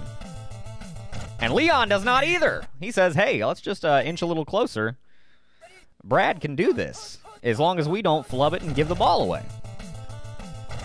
Oh, he's got Oliveira deep. He sees him! Touchdown! Stars win! Stars win! The big upset! 34-28. Wow. Golly, look at those passing yards. Fucking shootout today. And those rushing yards. What a game. Oh my goodness. Every stat line is impressive. My God. 263 passing yards. And the dub.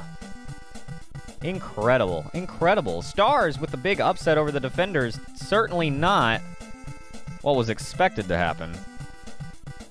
And that's going to drop the Defenders to 2-2 and put the Stars up to 2-2. That means the Goldens are 2-2. We have a lot of teams at 2-2 now. And McTree continues his jinx streak. Oh my goodness, he does though. Oh. The Defenders are 1-3 now? No, they're not. Are they? Oh, wait. That's right. They only won in week 1. Oh, wow. That sucks for them. I forgot. I forgot that they, yeah, because they lost the close one to the Starmen. Lost the bad one last week to the Devils. Yeah, they only actually won in week 1 against the Bayou Pillies. Oh, my goodness. It's a bit of an exposition. Yeah, they need to win out in order to still have a really decent shot, especially with so many teams sitting ahead of them. 34-28. Oh, wait. Is our final score. Wow. Wow. Prediction. Congratulations to Stars bettors, which there were none. Congratulations to you anyway.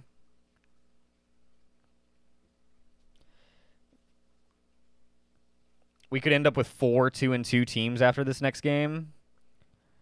Or 3 3-1 and 3 2-2.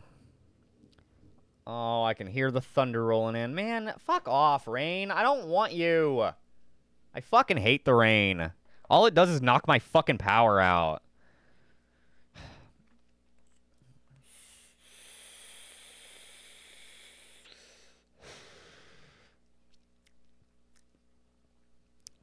My goodness. All right, well, that means we have one game to go.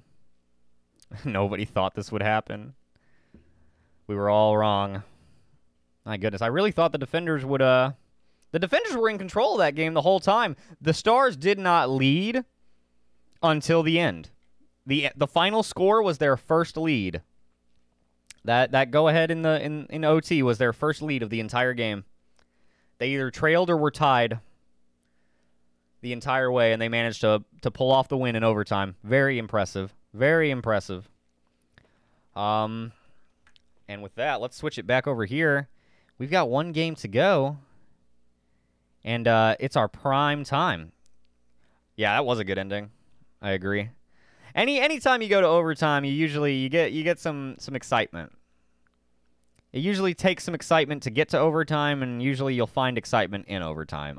In the history of the SGFL, at least. I don't think we've ever had a downright boring overtime game. Oh yeah, it's like the Pats in both in final score and actually did the Pats not lead at any point in that game except for at the end? Actually, yeah, because I mean, shit. When would they have? They were fucking down 28-3. Yeah. When would they have? Yeah, you're right. Huh. How about that? Now, this was not quite as exciting as that game, but similar in spirit. Similar in spirit. All right. Our final game of the week. Our prime time event. This could be the turnaround the Stars need. Remember, Cheb, last year's champions were the Green Bay Packers, and they started 0-2 to only win out and go 5-2. The Stars' next matchup is the Polis Crew. That's going to be interesting. That might be a pretty good game. That might be a pretty good game. That's a statement game for sure, for both teams. Both teams going into that game at 2-2. Polis starting 2-0 and then falling to 2-2. Stars doing the opposite, starting 0-2 and then working up to 2-2. It's going to be a big prove yourself game. Yeah, exactly. Yeah. Oh wait, no, that's the wrong one. Starman and Umbrella are up next. That's going to be a very, very important game for both teams. Pretty much every game from here on out is going to be important in some way or another for most teams, as in our final few weeks, we're going to really get a good idea of who's going to be in the playoffs or not. Now, luckily, with the way we do our tiebreakers and the way...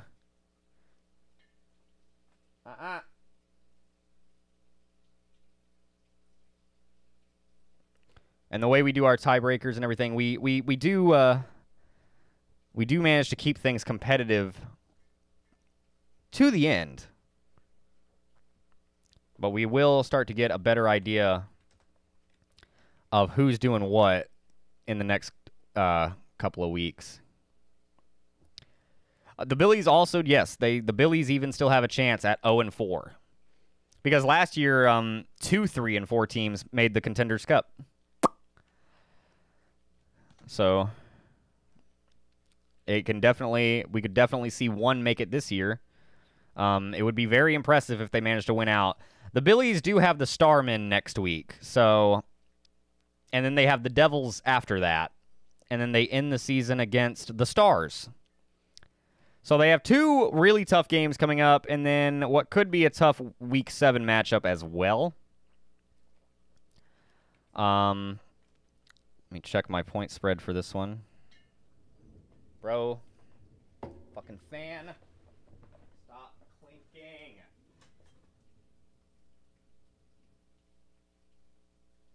Fucking shaking.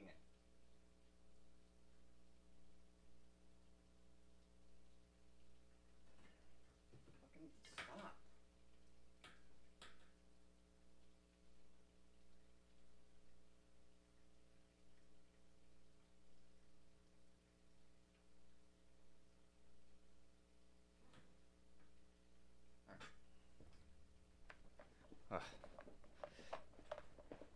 All right, sorry. My ceiling fan shakes like a bitch. And so the fucking pull thing for the light switch has this little knob on the end of it, and it fucking slaps against the goddamn, and it just drives me up the fucking wall. So, just so we all know where I'm at. What is my point spread here?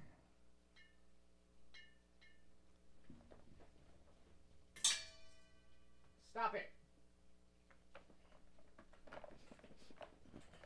Up the wall. Starmen are 3.5. Starmen at minus 3.5 versus Umbrella at plus 3.5. Will the Starmen continue their undefeated season? Will Umbrella continue to be the strong force that they have been thus far?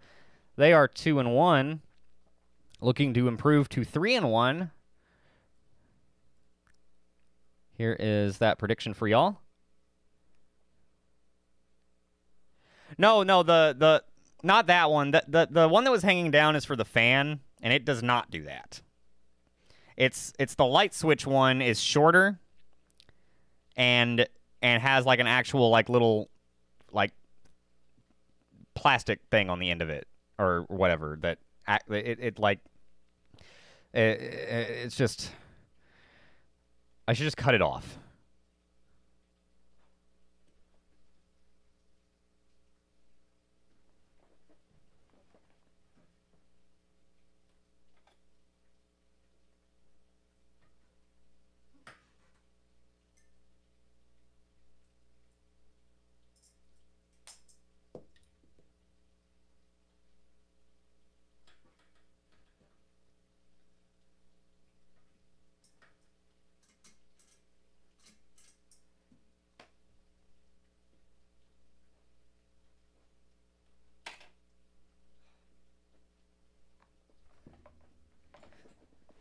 $666 versus 60. Holy shit.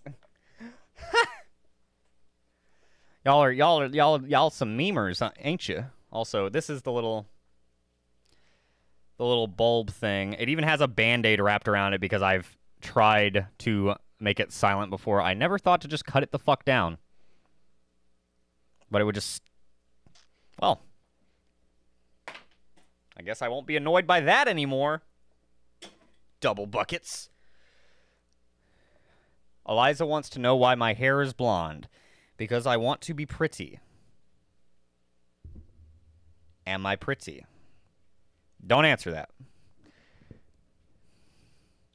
I mean, the obvious is because, yeah, I bleached it, but Eliza is a child, so yes, I'm pretty too. Hell yes, Eliza, let's go. I mean, heck yes, Eliza, let's go. Ah, don't watch this. This isn't for children.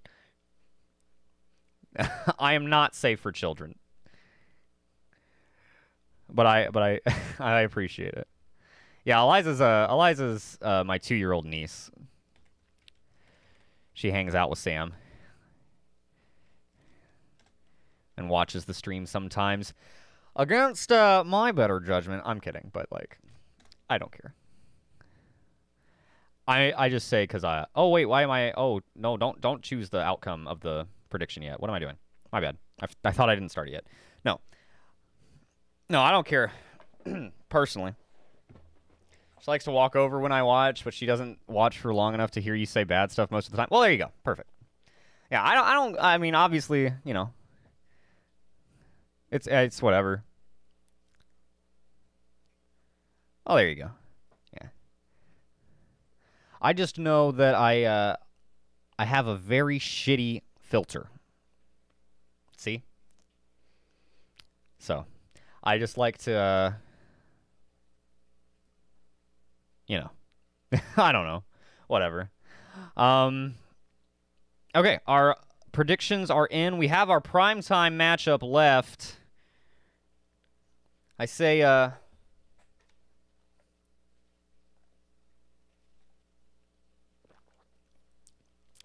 let's get to it. Let's not beat around the bush any longer.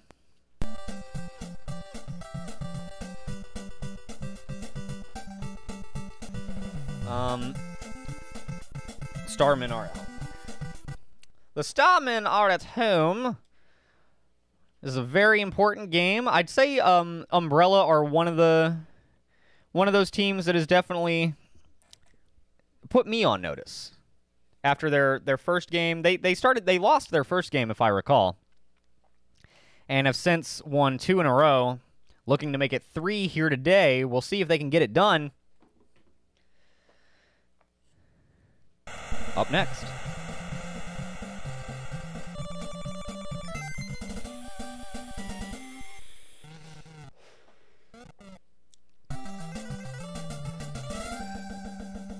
And the Starmen will kick off to start things off. And we are underway, our primetime matchup, as Hunter Alpha will take it from inside the 20, get it out past the 30 to the 34, maybe the 5.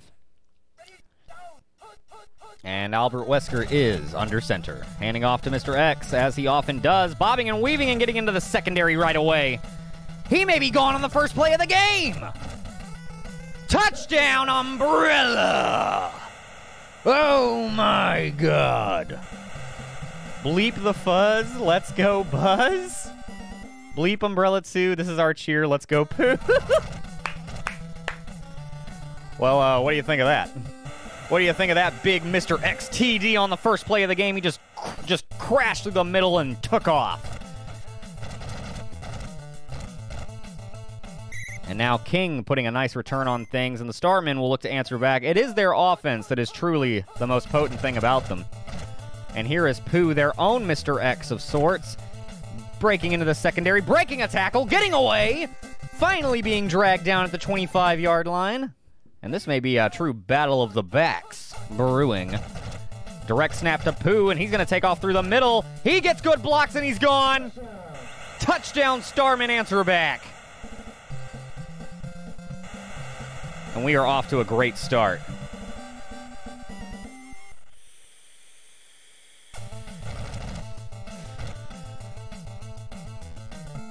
(7-7) ball game. We may have a shootout brewing. Bit of a shootout brewing. You know, we like to have our shootouts in the prime time spot if we can. We've had a few good shootouts today. Defender Stars. The Billies and the Goldens was pretty close for a while.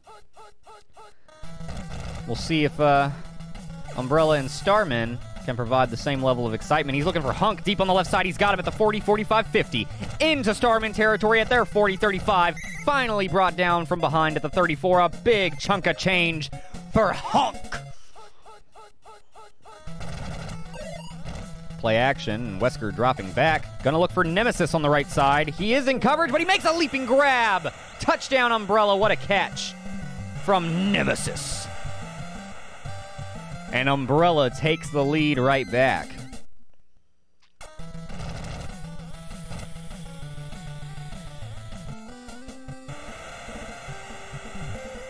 Umbrella's offense looking good so far. We'll see if the Starmen can answer as quickly as they did last time. King putting another nice return, an even better return on this one as he gets into Umbrella territory. He's got nice speed. Finally brought down at the 25. What a run back by the Starmen. Direct snap goes to Pooh, looking for a lane in the middle, and they see him coming that time, and they load it up. From the shotgun, Ness looking to pass this time. Throwing for Buzz over the middle, can't make the grab. Incomplete pass, 3rd and 9 coming up.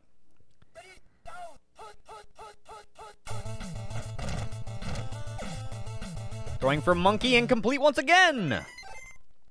And the Starmen will have to settle for a field goal. Not what you would expect. Ooh, this one looks like it may have been shanked a little to the right. No good! Polestar can't hit it home. And an empty possession for the Starmen puts them at a great disadvantage given how well the Umbrella offense has been playing. He hits X, who gets a nice burst of speed to get away from the defender initially, get a first down. And that'll take us to the end of the first quarter.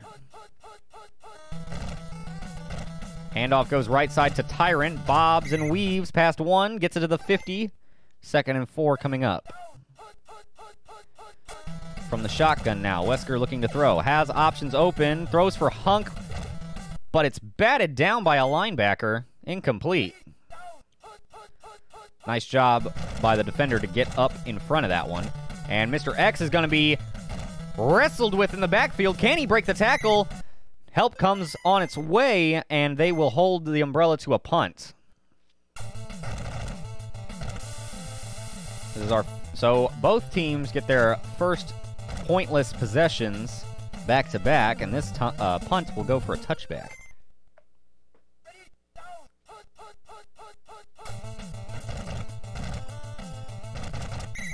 Ness is going to be sacked as Jack Baker. Jack Baker making the sack.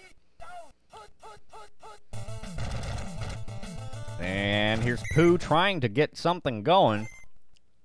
And other than that first drive where he was really able to do whatever he wanted... Thank you for the hat change. Nice catch made by Saturn, and he breaks away. Nice burst of speed. He may be gone. He is. Touchdown, Starman. Hat equipped.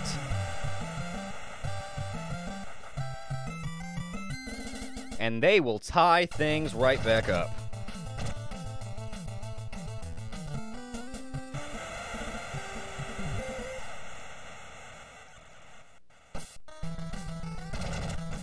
Mr. Saturn has made a few pretty good catches, but he hasn't been... Bubble Monkey has definitely been the primary target for the Starman. It is nice to see what Mr. Saturn can do, because he is very good. Nemesis wide open on the right side. Leaping grab inside the 20. Does he have the speed to get away? He does not, but he will get them to the 10. First and goal, Umbrella looking to take the lead back before half. Wesker looking to throw from the shotgun. Throwing! A big rainbow that's grabbed by Hunk in the end zone for a touchdown. I thought that was going to be overthrown into an interception. Hunk saw it sailing high and made a leaping grab for the points.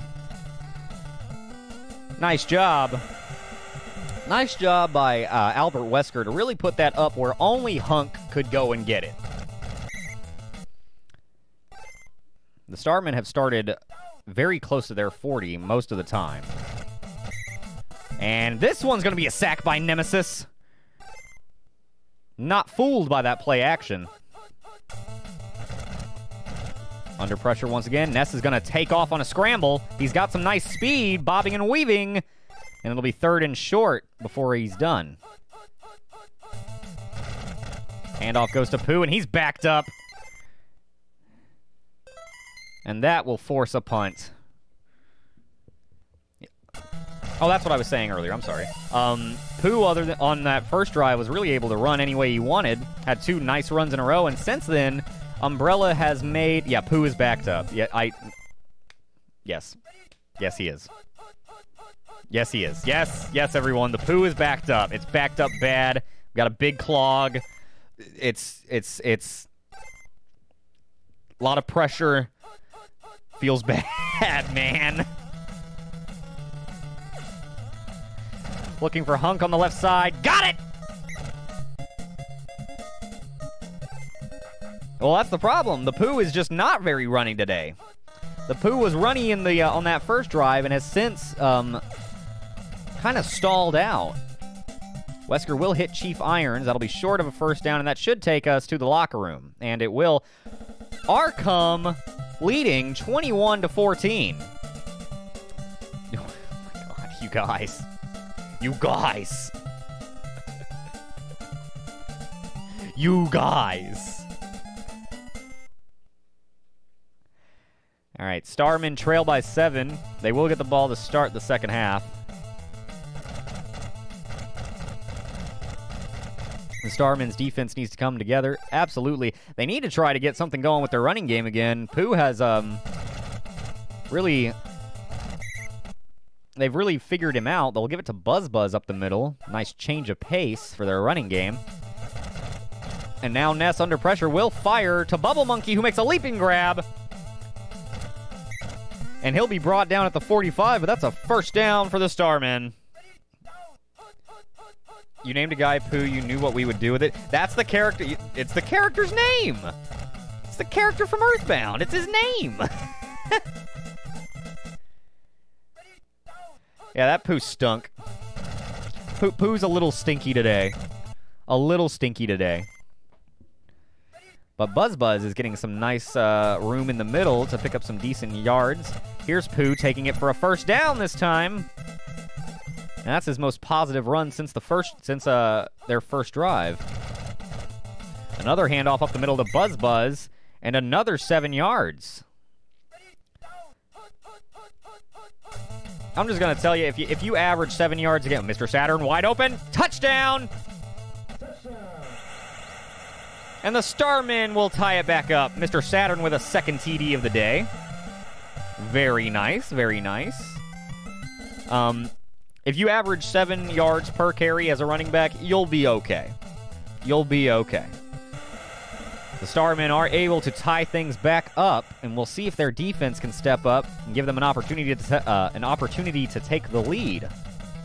Hunter Alpha bobbing and weaving on this return, getting it to the 50 and into Starmen territory. Very, very nice special teams play by Raccoon City. And it looks like Wesker's going down, and he is. Fuzzy Pickles with the sack, and he'll take a picture so he can hold on to the memory forever. Wesker looking for Hunk deep on the left side. Caught in stride despite the defender. Defender does make a nice adjustment to tackle him immediately after, but oh my goodness, what a catch. It's a reverse to Nemesis, and he's hitting the backfield.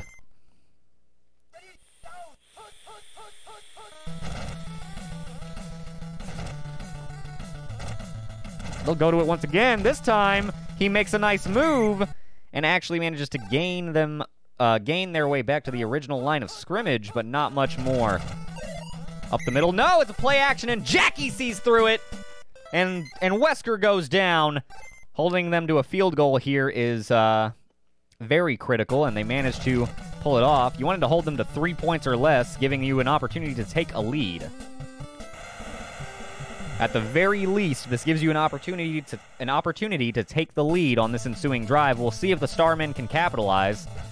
24-21 is our score, and this has been well, I was going to say this has been the toughest game for the Starmen so far. I would say this defense has held them the most in check of any other, as they were averaging a little over 40 points a game, and they've only put up 21 thus far. One more play before the end of the third quarter. However, you can't discount how close that Starmen Defenders game was back in Week 2. That'll take us to the end of the third quarter. It's 3rd and 3 for the Starmen to start the fourth. From the shotgun, it's a direct snap to Pooh. He's stopped! And they'll punt! Oh my goodness, what a stop by Umbrella. What a stop by Umbrella. And this punt will go for a touchback. If Umbrella scores a touchdown here, it's going to be very difficult for the Starmen to get back into it. If they hold them to a field goal or less, we've still got a competitive ball game on our hands.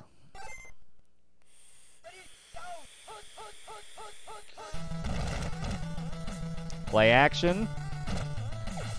Gonna hit Irons over the middle. That's a first down to the 35. Need to matriculate the ball down the field. Handoff goes up the middle to X. He'll gain 4 before being brought down. Here comes the rush. Mr. X fumbles it! Starmen have it! It's Jackie! Jackie inside the 20. Brought down at the 16, and the Starmen take over in Umbrella's red zone. With 3:08 on the clock. Handoff goes to Pooh, bobbing and weaving, gets to the left sideline, and that'll be a gain of 8. That's exactly what you wanted if you're a Starmen voter. Or better. Pooh gonna take the direct snap, bobs and weaves for a first down inside the 5. First and goal from the 3-yard line. Up the middle. No, it's a pitch. Pooh's got it. Touchdown, Starmen, and they'll take the lead for the first time today. And now it's all on a defensive stop. If they can get one more defensive stop, or let them score quickly, letting the other team score has almost always backfired in professional sports, though, I feel like. Now they do get a very nice coverage on the ensuing kickoff. Tyrant's going to try to dig him out of the danger zone, and he does with a nice chunk of change to the 31. That takes us under 2 minutes to go. 1:47 on the clock. Umbrella trails by 4. They need a touchdown to win. They've got receivers open downfield. Wesker looking for Nemesis on the right. Hits him. 30, 25, 20. He's not the fastest guy in the world, but he may be. Stopped at the 1. And that was a touchdown-saving tackle. But with only a minute to go, I feel like they're going to give it to X up the middle. Or Tyrant on the right. Nemesis on the reverse. He's going to be dropped in the backfield for a loss. Loss of 6, and that'll back him up to 2nd and goal from the 9. Field goal will not do it for him. They need the touchdown. Wesker from the shotgun has irons over the middle. Sees Nemesis on the right. Touchdown! Umbrella takes the lead.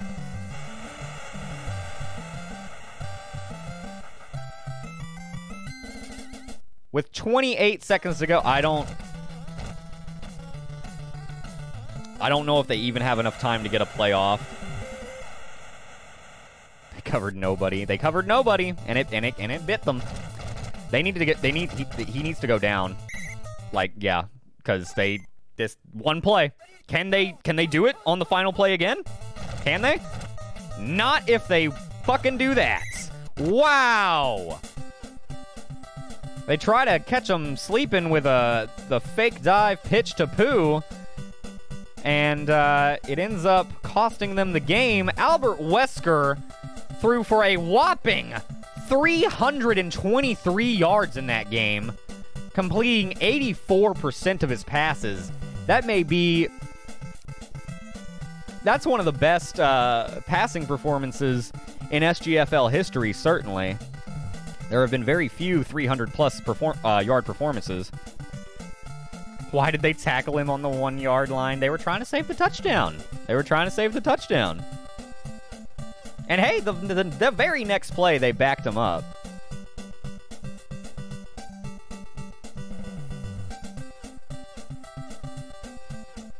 See, you're right.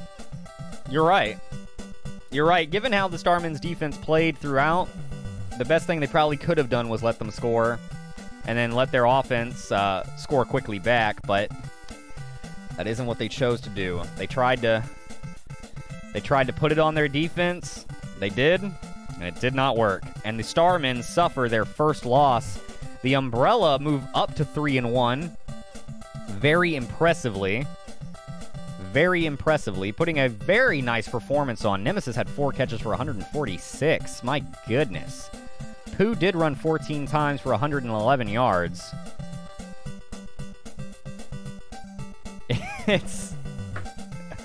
Cheb is heartbroken. All right, well, there goes. I guess this season will not have an undefeated team either, as the Starmen fall 31-28. Umbrella, congratulations. Let me settle up the prediction.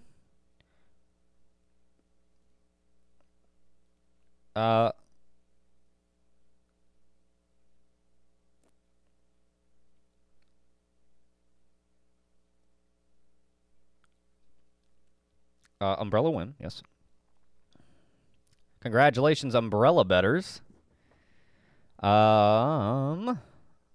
Okay, let's switch over here and take a look at the standings after 4 weeks. And with that game, the Umbrella have actually...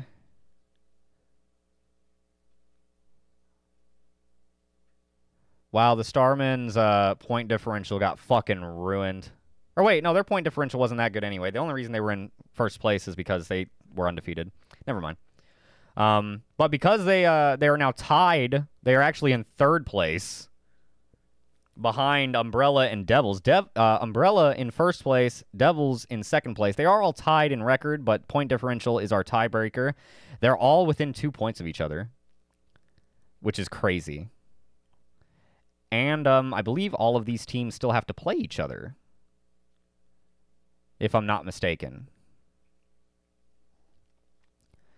So that is interesting. Our fourth place spot is the Goldens. They're tied with the Crew and the Stars.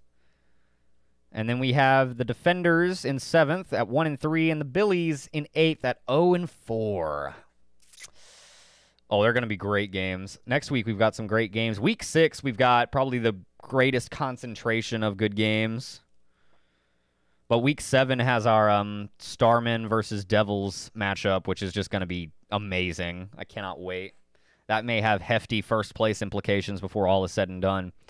And certainly, with how locked up a lot of these teams are, 3 teams tied for first and 3 teams tied for next best, or you know what I mean? It's with 3 teams at 3-1 and 3 teams at 2-2, and even these 2 are not out of it yet, depending on what happens to everybody else. We have a very competitive home stretch of the season in front of us, and I, for one, am tremendously excited about it. But that is going to do it for the SGFL portion of today.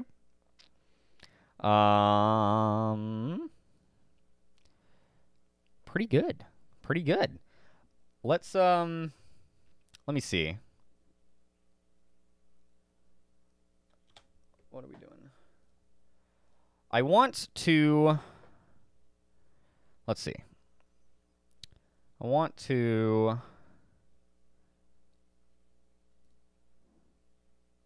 I think I'm going to take a short, break, and then whenever we come back, we are going to play something else. But thank you guys very much for tuning in to this week's edition of the SGFL. We'll be back for more streaming in just a few minutes.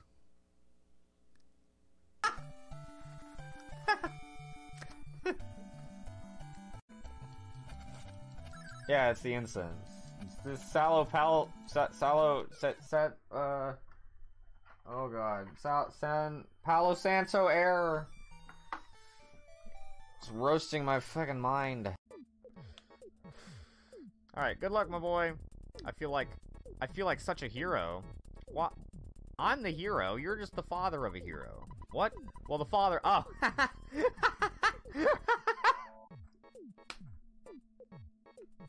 Good game.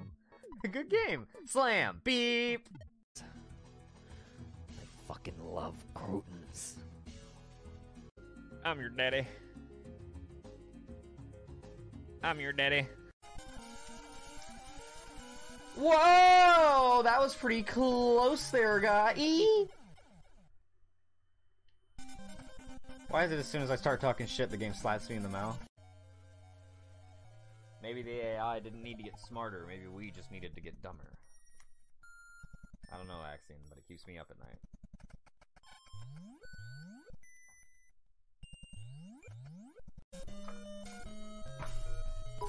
Oh! Oh, jeez! Oh, God! Ah! Huh? Is it okay? Did I sell it? It was like Shawn Michaels, dude. Okay? What you want to do here is you want to hop down really fast and... God! Damn it! Smash! I forgot about the smash. Yo! Yo! My IQ is going up. My capacity for learning is getting better as I beat dogs to death in the street.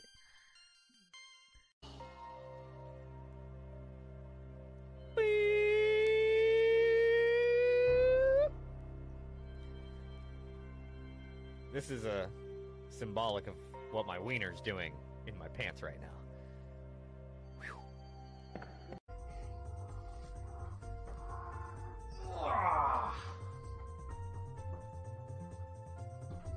Look at this bad baby. Ugh. Get out of here. I'm cooking. Ha ha!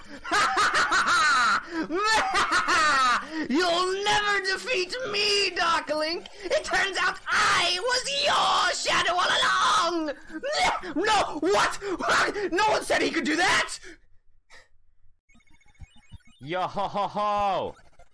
Let's go beat the game. King Dedede, I'm ready to kick your dick. Yeah, apparently this boss is the hardest in the game if you fight him straight up. But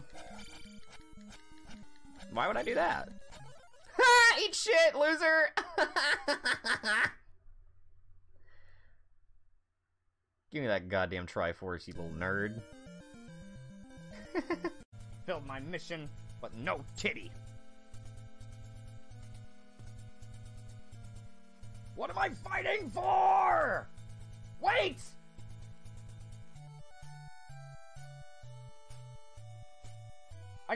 Wait! Oh! Oh!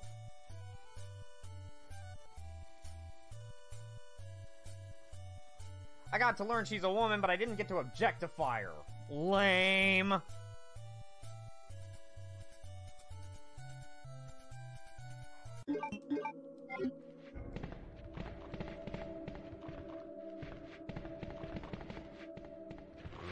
Oh shit, get out of my grill. Buttercup.